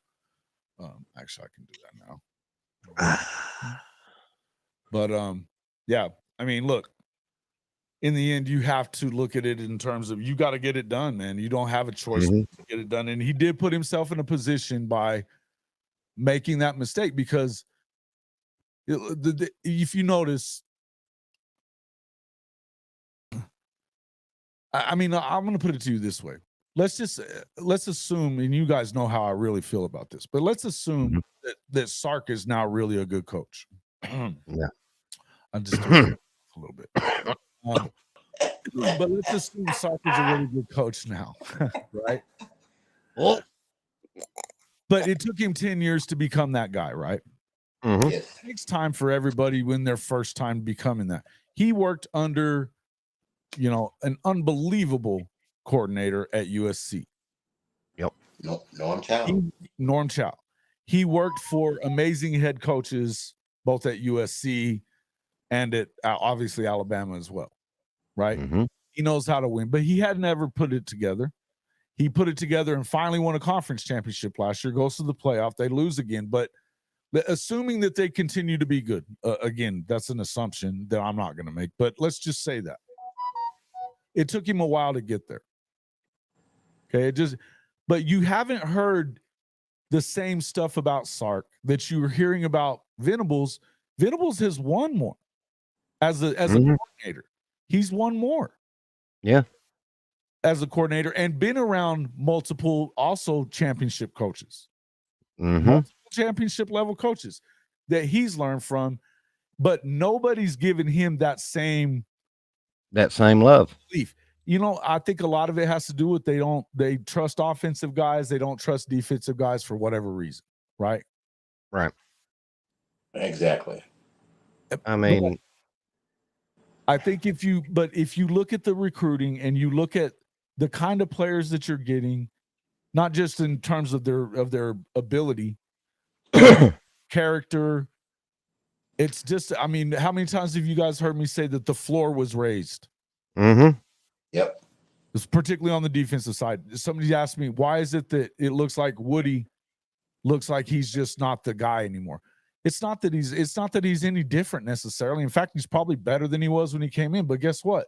The floor is higher, and they're playing tougher. They're playing better competition. Mm-hmm. This isn't the Big 12 anymore. No shade on the Big 12. But you ain't the SEC. And he's not an SEC cornerback. He lived in SEC country. He didn't go to the SEC out of high school because they didn't offer him. Yeah. And let's not forget, without BV, we wouldn't have David Stone, Jaden Jackson, Right. Danny Okoye, Boganowski, RSJ, Gentry. Man, do we really know how deep of a lineup that we have that has yet to see the field? Yeah. Right, exactly. I mean, you're naming off all these names, and yeah, they haven't even hit the field yet. They haven't hit the fucking field yet. No. Well, and injuries have kept them from it or whatever, but we haven't seen Jacoby really get his opportunity yet. I mean, obviously, but they're allowing freshmen to play. You've got a freshman All-American in Bowen. Jaden Jackson too. All-American in Jaden Jackson. If you were getting more playing time for, if you listen to Teddy, he says he's the best safety he's seen at Oklahoma. He played with Roy Williams, for fuck's sake. Yeah. That's a lot. So we're talking about, and these are guys that were underrated as hell. But all three of those guys I just named, 3 stars. Yeah. All 3 of them. Yeah. Eli Bowen is I think he's the number 1 ranked freshman on PFF, defensive side of the ball for sure. Number 1 rated freshman in PFF, not position wise on defense. On defense, he may not be rated as high as Ryan Williams and those guys on offense, but he's right there. And he was a 3-star. There's a reason why Texas was damn sure recruiting the shit out of Eli Bowen too. Yeah. Yeah.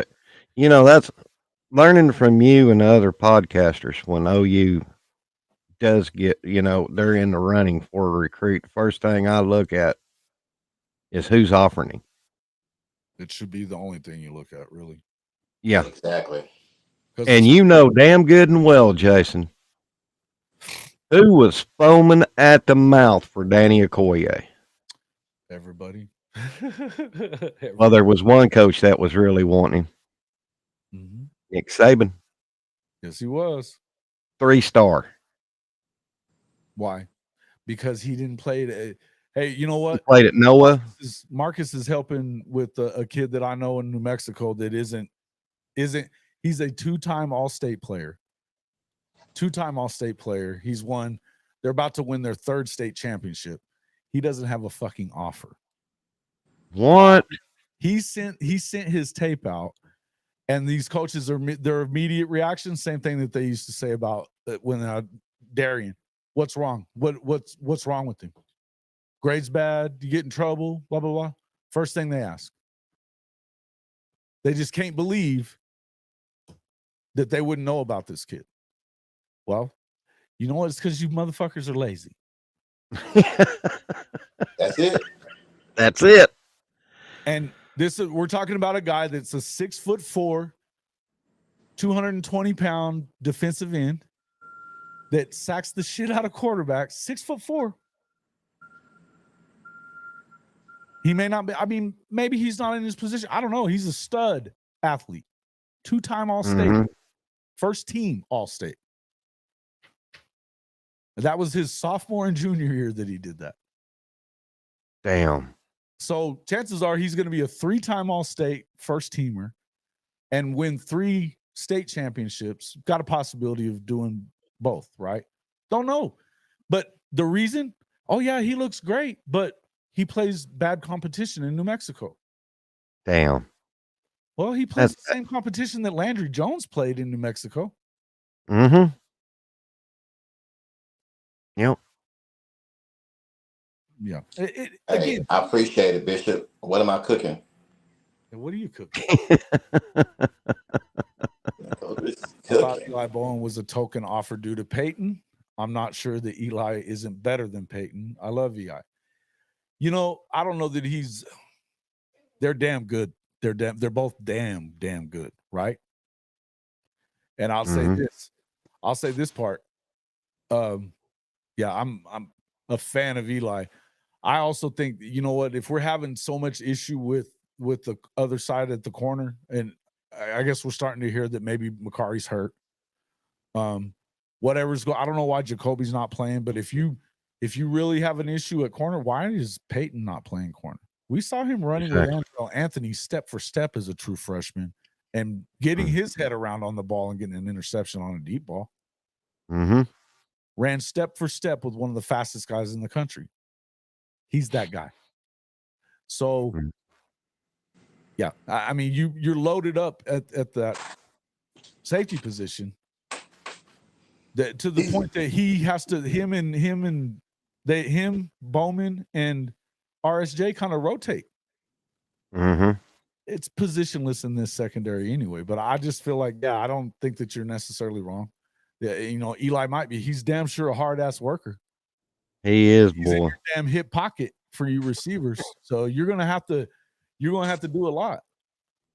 These last 4 games, we'll see these guys. We'll start seeing these guys the last 4 games. This video today, guys, that's exactly what I was talking about, Coach, was do we see more because they're not going to lose their red shirt or because we need to see more? I want to see more. I don't think it's just because of Maine.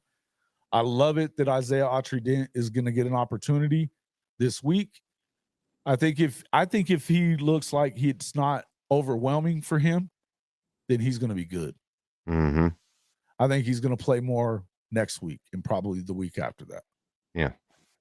Because, again, this was the number one tackle in Mississippi and Alabama, who was also a star. Yeah, because 3-star. Going to camps. He's 6'7", 315, folks. I love when I go to a camp and I see something that nobody else sees. And then when I get the person to say, hey, I want to come play for you, then everybody's like, okay, well, what did he see that I didn't see? Well, potential, asshole. I see potential. And you have to see potential. Exactly, Coach. But some coaches only go for size. Some coaches only go for height. Some coaches only go for if you're smart enough. They don't go for the best player. There's always a crazy aspect that they go and look at. Well, did he? I've had one coach ask me, does he take algebra? Did he? I said, everybody in high school takes algebra, dumbass. Yeah, ain't that a requirement now? Well, what I'm saying is they're asking about my guys to think that they're not intelligent enough to play in some of these positions. And that's an insult to me. Yeah. So, like I told you, the one kid last night, he's at Marshall right now. He's the starting corner at Marshall. And I believe Jacoby will go pro. So, and nobody wanted him but he was a straight A student. He was 5'10", 190 pounds, and nobody wanted him. Marshall took a chance on him. Now he's 6'2", 215. Right. So you know that old saying Jason say, you play stupid games, you get stupid prizes. Yep. Exactly. Yeah. Yeah, T Boomer, I said I don't think that there's anything necessarily wrong with him. I think that he tries too much. Tries too hard to. I think a lot of them. I think you're seeing the same thing out of Danny at times. Just trying too hard. That they're maybe not even trying too hard, but like they feel like they have to make something happen because of the fact that the offense isn't. And so that puts you in a position, if you're a leader like these guys, and he generated more touchdowns last year than we got for like 3 games at one point. Mm-hmm. In fact, the last 3 games. Yep. He had 3 touchdowns last year. It took us 3 games to get that on offense the last 3 games. So when you're struggling like that on the one side and you've got a leader like him who's also still trying to, he's trying to up his draft stock a little bit. Just like I think him and Danny both, they're trying to make plays that they probably shouldn't be trying to make. Yeah. I think that you look, you don't love it. Mm-hmm. Yeah.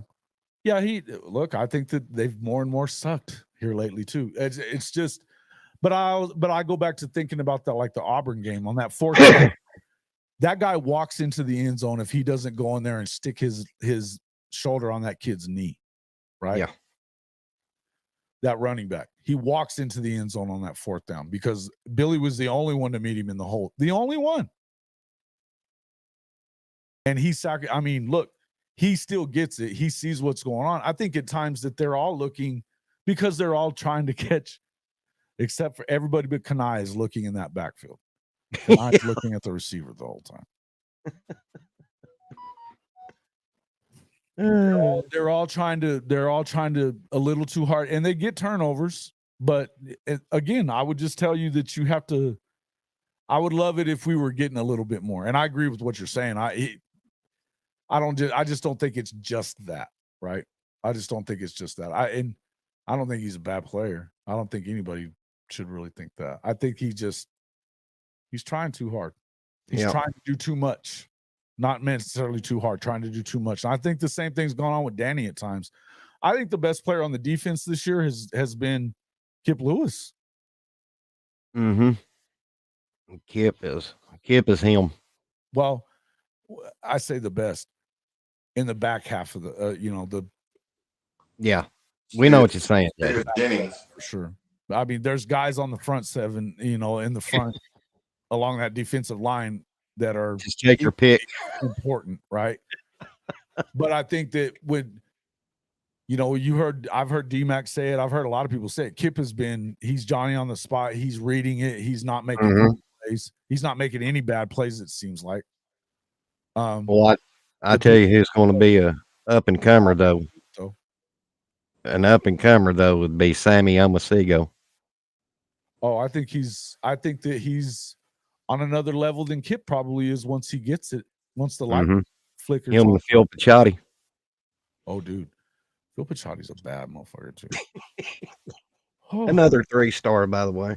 Yeah, that went to IMG and just dominated. I think that RSJ has been the best. Mm-hmm. RSJ's been really good too. RSJ's been really good too. I tell you what though, we was cooking in that safety.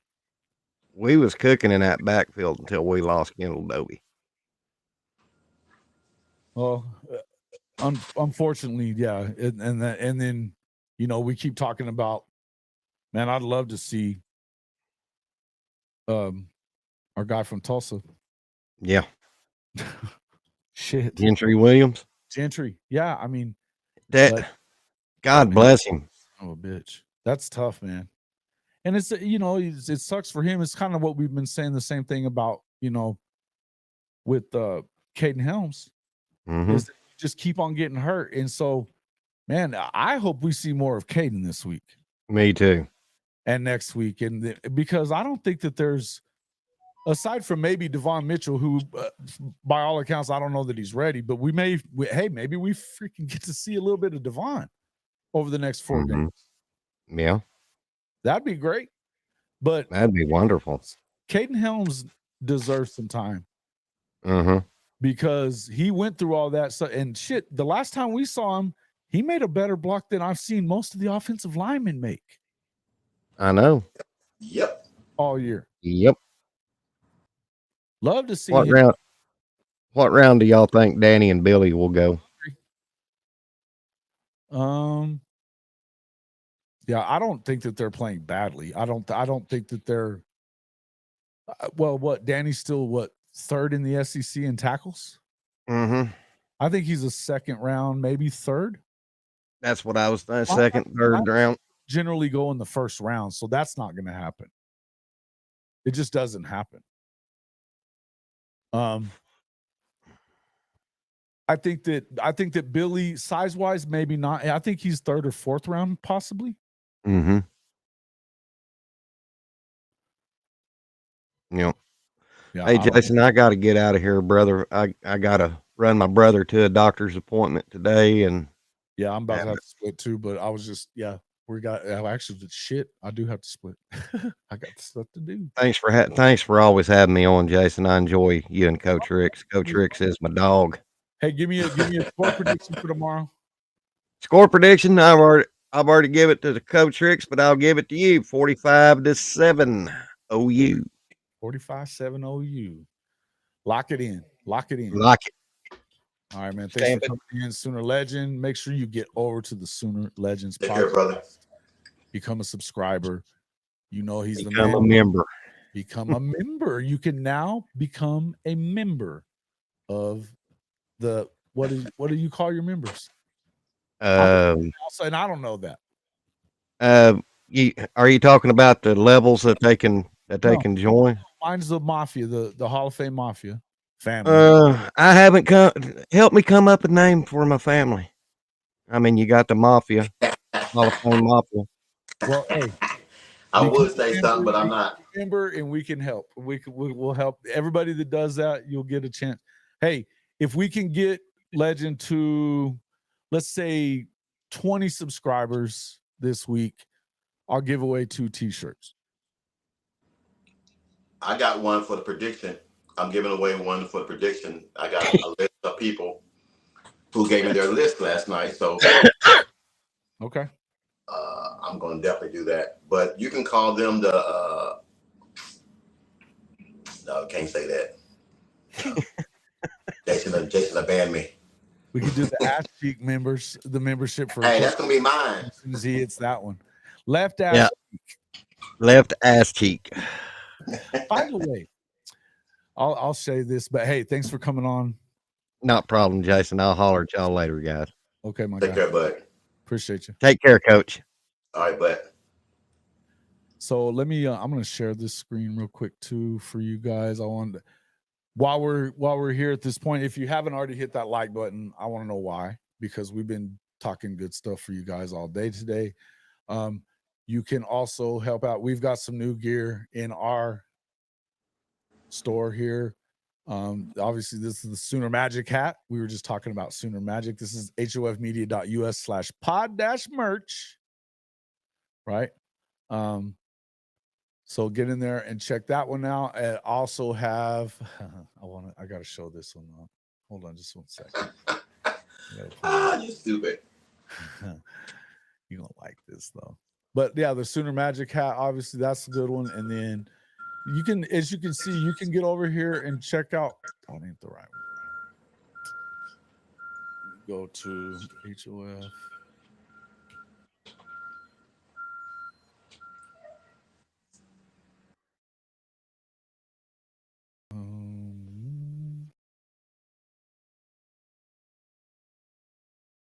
Go to this other one here.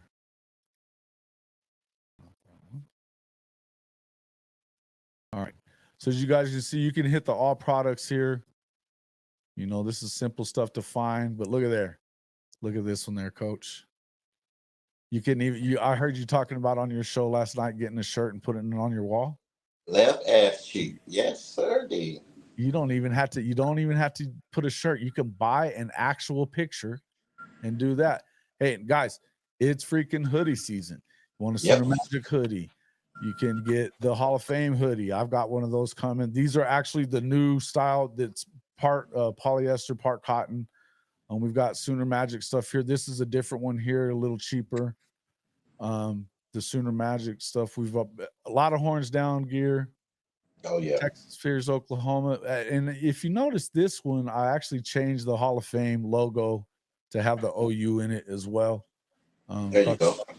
Thought you guys might like that. This one's my favorite, and I just ordered this hat for sure. It always meant more at Oklahoma. You know, got some good looks, and I love trucker hats, man. I'm a fan of the trucker hat. There you go. But these are all 100%. These are all stitched. You know, this is stitched stuff, so it's not, you know, cheap stuff. These are the Richardson hats, which are probably some of the better hats, particularly for the trucker hats.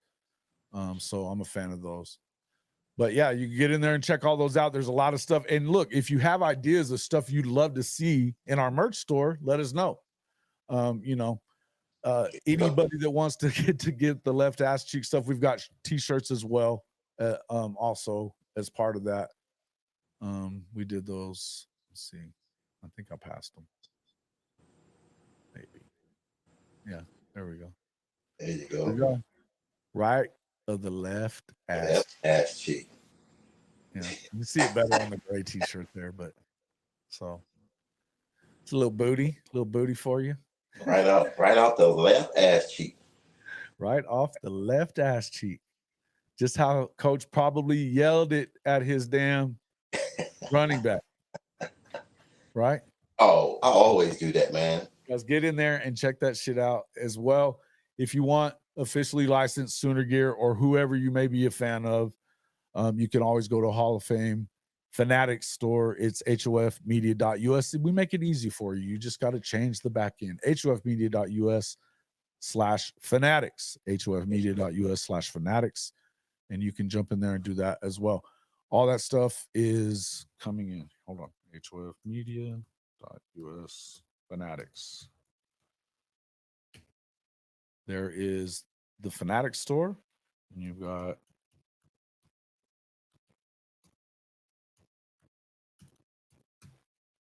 Pod Dash merch. If you go to the Pod Dash merch site, run in there and just hit at the very top where it says look at all the products. Go to that one. There's a button there, but I haven't been able to get that button to work right. Show all products is at the very top of the page. You click that, you can see it all. So yeah, make sure you check it all out. It helps the program a lot. The other thing to do is, you know, and I hadn't brought it up a whole lot. I thought that Marcus was gonna do a call in, and I actually have for the Mint Mobile hotline. I had a picture of him up there on that, but we didn't have him in there. You should definitely check out Mint Mobile. It's trymintmobile.com/HOF. It's trymintmobile.com/HOF. Get 3 months of unlimited talk, text, and data on the nation's largest 5G network for just $15 a month for the first 3 months. It only goes up to $30 for everything after those 3 months. I changed out. It was the best thing I could have done. I saved $1,600 for the year on 2 phones. You can do the same. You can use the phone that you have right now, do it all online. You don't have to go down to the store and talk to anybody. You can do it all from the phone that you have. eSIM card, the whole nine. Check it out. That one definitely would help us. And actually, there's a contest if I would make another commercial, and I just need to do that. If whoever gets the most signups or whatever, or they have something, there's some kind of contest for the actual content to put out. So I'm going to have to do something with that. They're giving away like $2,000. So it'd be cool if y'all were using Mint Mobile. Check it out. Like I said, $45 for 3 months. It's worth it. It's worth giving it a look at least. Again, the free way to help the show, just hit the like button. Just hit the like button. We've had 560 views. We've got 36 likes. Wow. We update it and make sure that I'm not. Yeah, 36 likes. Come on now. Help us out. We'd appreciate it. Don't be a freeloader. It's free to come and check us out, but don't be a freeloader. At least hit the like button. All right. Appreciate all the super chats that everybody's had. Anything else? Hey, I did want to ask you this, Coach Ricks. What are your thoughts on? So we have our poll, right? The Hall of Fame top 25 poll that we've been voting on. I appreciate everybody that does that. If you become a member of the Hall of Fame Mafia, which that join button is right next to the like button, You can do that, $2.99 a month to become a member. That gets you into the Discord. That also gets you a vote in the Hall of Fame Top 25. Should check that out. I'm going to find that. I'm going to put that up real quick. But looking at the AP poll, if you were looking at the AP poll right now, let's see. Coach, what would you think? Dang it, that's wrong. What are your thoughts right now about the rankings? Do you think they're pretty close? Do you think they're not close at all? Where are you at with what you're seeing in the rankings? You're about to, next week is the first week of the college rankings come out. Of the CFP rankings, correct. Yeah. But what are your thoughts about where you're seeing these polls and stuff? Are you a poll person? Do you hate them? Do you like them? What? I'm not really a poll person because some teams haven't played anyone yet. Some teams have played tougher competition. Right. I think we should do polls after either the middle of November. That's when everyone will have played different competition. Right.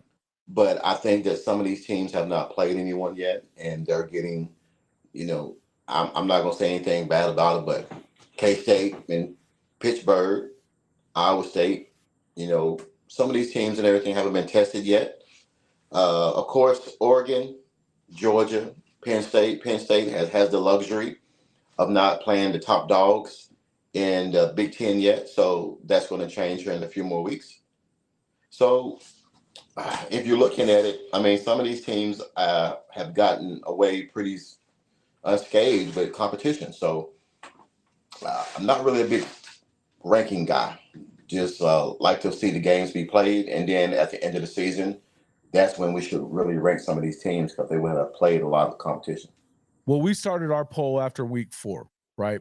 Yeah. Because I'm kind of with you. I think that preseason polls, I understand why they do them. It certainly helps content creators. It's something to talk about, right? Exactly. But it sets, I think about the Texas fans as saying that they're the only ones that have beaten 3 ranked teams.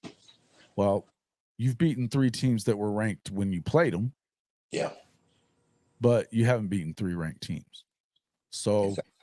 Because none of them are ranked anymore, except for maybe Vandy. So they're 1. Coach Roybal kind of said the same thing, but he has to admit that it's the same, they're not ranked. They're going to play Florida State, I think, next week.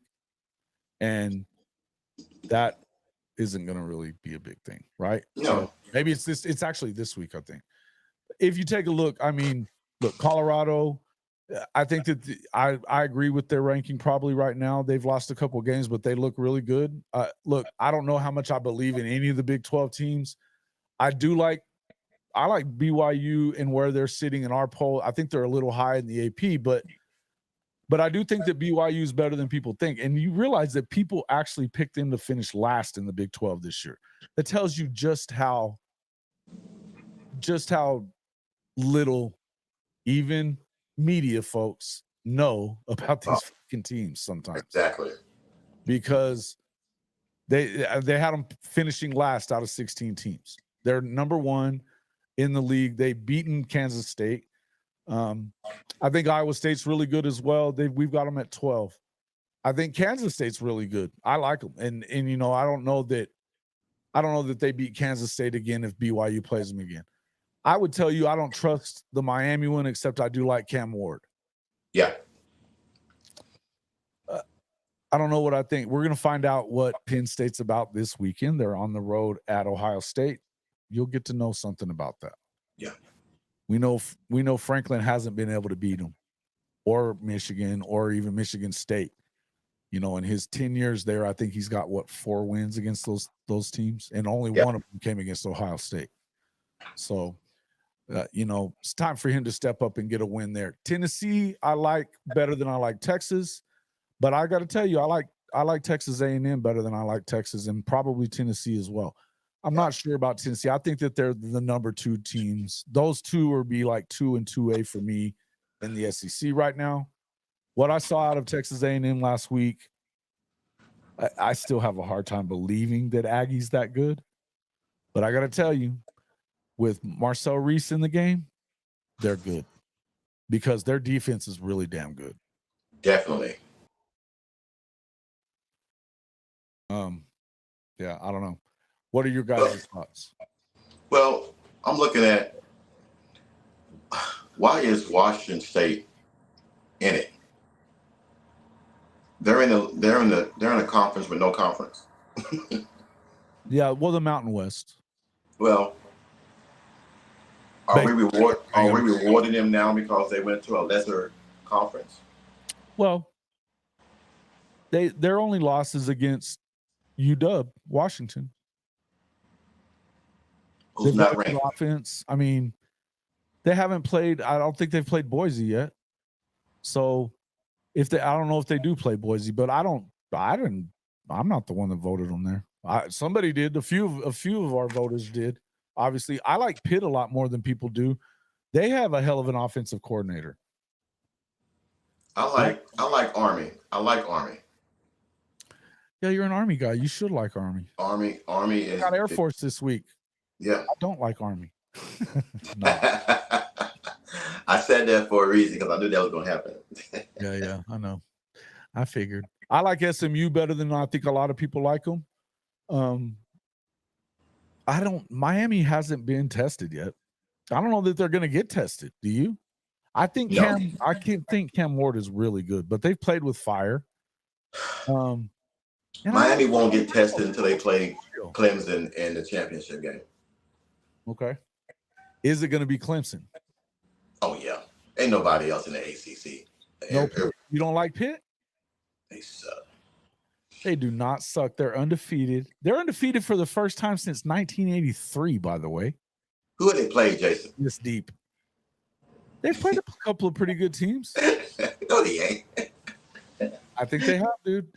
Everybody seems to like Syracuse. They beat the shit out of them. When that game happens, we'll have to put some. They got a transfer quarterback from Alabama. Pat Narduzzi's one of the best defensive coaches in the country. I like when that game happens, we'll put something on it. Me and you. I didn't say I would bet against freaking. I just said I think that they're good. Well, I don't love the ACC. I don't love the ACC either. But they're weak this year, man. Shout out to JJ. I'm giving Pitt some love, JJ. So even though it's Coach Rick's talking all that shit, just so you know. I'm not talking shit. I just said they suck. Hey, I'm not getting any more comments from anybody in here. What does everybody think about Notre Dame? What are your thoughts about Notre Dame? Now they beat Texas A&M first of the year, so I think they called A&M early. Yeah, they called them early, but they got them at home. They got them at their place too. Yeah, they dodged the bullet. But I think if they play now, I think that A&M would get them. Okay. Do you think I think they're a top 10 team. I think I had them 8th. I think I had them either 10th or 9th. I think they're better than BYU. Yes. They are better than BYU. I think they're probably better than, I don't know about Clemson. Maybe they are, maybe they're not. I think they're defense-wise, particularly, they're really good on defense. I think that they probably beat Miami. Yeah. I don't know. I like Iowa State a lot too. I think Iowa State the more I've watched them, I think they're the best team in the Big 12. I think they're going to be in the Big 12 championship. I think it's going to be Iowa State, and I think it's going to be K-State. Well, that would mean back-to-back weeks because they play Farmageddon the last week of the season. And then so that means if they get in together, that means it. And for that to happen, I think K-State would have to win that game because they have the loss. And then you have to hope that BYU loses a couple. Yeah. And right now, CU's got one loss. It's to K-State. I think there's going to be some tie shit going on at the end. Oh yeah, there always is. The tiebreakers are going to be wild. But here's the question I was going to have for you, because you do have. I think you're getting some carnage in the SEC, right? Yep. A lot of teams beating each other. I don't know what it's going to look like at the end, but let's say you have a couple of we're looking at, you've got, say Georgia gets in, and right now A&M's undefeated in the league. They've got one loss, but let's say they lose one. I think they're going to win out because of the fact that they don't really have much of a schedule left. I know there was people saying that they think South Carolina is going to beat them. I don't think there's a fucking chance in hell that BG beats their ass. No. Well, if that happens, that's going to open the doorway for a few more of these Big 12 teams. It would. So let's say they lose a game coming down the stretch. Aggie does, right? Okay. Maybe it's Texas. Maybe it's. I think that's about the only other team that I would. Yeah, I don't know. I could see Texas losing games. I don't really see any more games that they have. Let's see. Aggie's got South Carolina, then they got New Mexico State, Auburn, and then Texas. So they could lose the Texas game. They're not losing to South Carolina, guys. No. Or Auburn. No. They're not going to lose to Auburn. We know damn well they're not losing to New Mexico State. And they got Texas at home. Chances are, at the most, they're going to have one. No chance in hell means it's going to happen, is what B&G says. You know what? You're not, I got to give you fair. That's actually not wrong, because Aggie always fucks it off somehow, right? Around Christmas, around Thanksgiving time, they always fuck up something. Yeah, they're not beating South. They're not getting beat by South Carolina. And look, it's not, Connor's not hurt. They can stick him in again if they need to. And I don't think they're afraid to. Here's the thing. The difference is with this Aggie team, and damn, I can't believe I'm saying this, but what Jimbo did and what you have in the room now, because they have, look, I think that Colin Klein is a great coordinator. Yeah. The right guy for whether it's a running quarterback or a throwing guy. I think he's a good guy. I think look, if you're Oklahoma and he's not already at Texas A&M in a good situation, I think that he's got to be on your list also. Oh yeah. Right. But, and then the fact that we know that they were already loaded on the interior and their secondary is pretty damn good. They beat the dog shit out of Missouri. The dog shit. They beat them as bad as Alabama to beat them. I'm just saying, I think there's an opportunity there that they win out. Maybe they do, maybe they don't.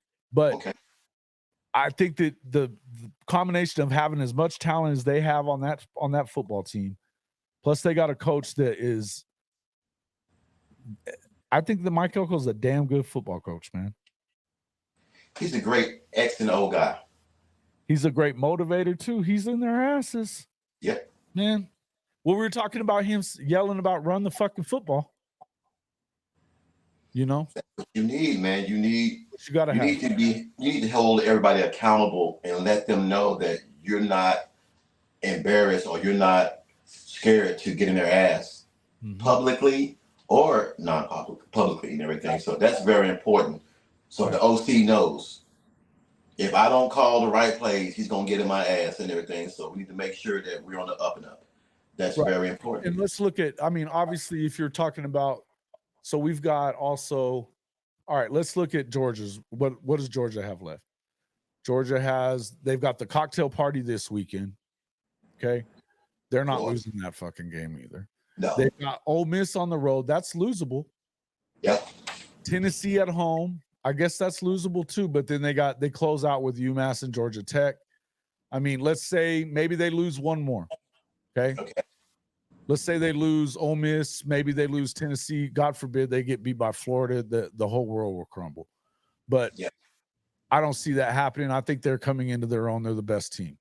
I think they're the best team in the country, by the way. I did not pick Oregon number one. I do not believe Oregon is number one. By any stretch of the imagination, do I believe that Oregon is number one. They're just given that title because that's all it is, because they're undefeated. They beat Ohio State. Good for them. That's it. I don't think Ohio State's number one either. So I think if you're Georgia, the only team that's beaten Georgia in the last, since what? I think the last time they lost to anybody but Alabama was 2020. Yep. Last loss they had that wasn't to Alabama. These guys are the fucking real deal still. Now, what are they moving forward? I don't know, but I think they're number one. I think that let's say let's say they do lose a game. Yeah, I still got to see it, but that puts them at 10-2, which is almost surely going to get them in the championship if Texas lost a game. So if Texas loses and they go to if they just lose one, which I already told you guys, they're losing at least 3 games. But let's say I'm wrong, and they're at 10-2. So is Georgia. Georgia gets in the tiebreaker over them. Aggies in if they only lose, even if they lose a game, they'll be in the SEC championship game. Yep. If they just lose one, they're not going to lose more than one. I think Aggies already in the championship game. But that means theoretically you could have, if they get beat by Georgia in the SEC championship game, that makes them 10-3. They're not going to put 2, or will they put more than one Big 12 team in and kick out an SEC 3-loss team? I doubt that. It depends on who that 3-loss team is. If BYU stays undefeated and they lose in the conference championship game, they're not going to get in? That'll get them in, but that'll be that old same scenario. They haven't played the same competition that the SEC has played. We know that's that's always been the scenario. We know who's in charge of this thing too. Yep. ESPN. Question that you guys got to ask yourself. UGA's last loss was at South Carolina. No, UGA's last loss that wasn't to Alabama was to Florida. They haven't lost a regular season game since the cocktail party in 20. That's what I thought. That's what it is. South Carolina beat Tennessee. South Carolina beat Tennessee. Now, okay, so the Tennessee, let's say, who do they got left? They only have hold. They've already beaten Bama. This week they have Kentucky tomorrow. It's in Knoxville. They should win that game. Mississippi State at home. They go on the road to Georgia, we know, but then they got UTEP Vanderbilt. Now, Vanderbilt's not a given, but sure. At the moment, they're only got 1 loss, so they're going to play into this too. I see them losing Georgia. I don't think that I think that maybe BYU gets in, but I got to tell you guys, then that means that so you think the ACC only gets 1 in? The ACC will only get the champion in. What if?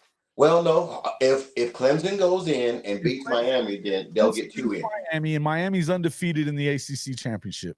They'll get 2 in. Clemson wins the game. They're both going in. Yes. Okay. Then you don't get 2 in from the Big 12 unless you're going to cut the 3rd team or 4th team even from the SEC. Big 10. Yep. You really think that's what's going to happen? Nope. Benji, really what you think's going to happen? Just sitting here and tell you that it's not going to happen. T-Boomer's got A&M losing tomorrow. You guys are going to, okay, I'm going to remember all this shit. Okay? I'm just telling you, they're not going to lose tomorrow. Shit.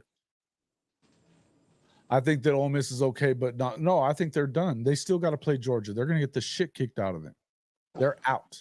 Georgia is going to beat the brakes off them, man. They're going to beat the brakes off them. If a depleted Oklahoma team should have beat them, there you go. Georgia going to beat the brakes off them, man. Okay, but Benji, remember what I just – okay, so if the ACC only gets 1 in, Clemson's only loss is to Georgia. That's it.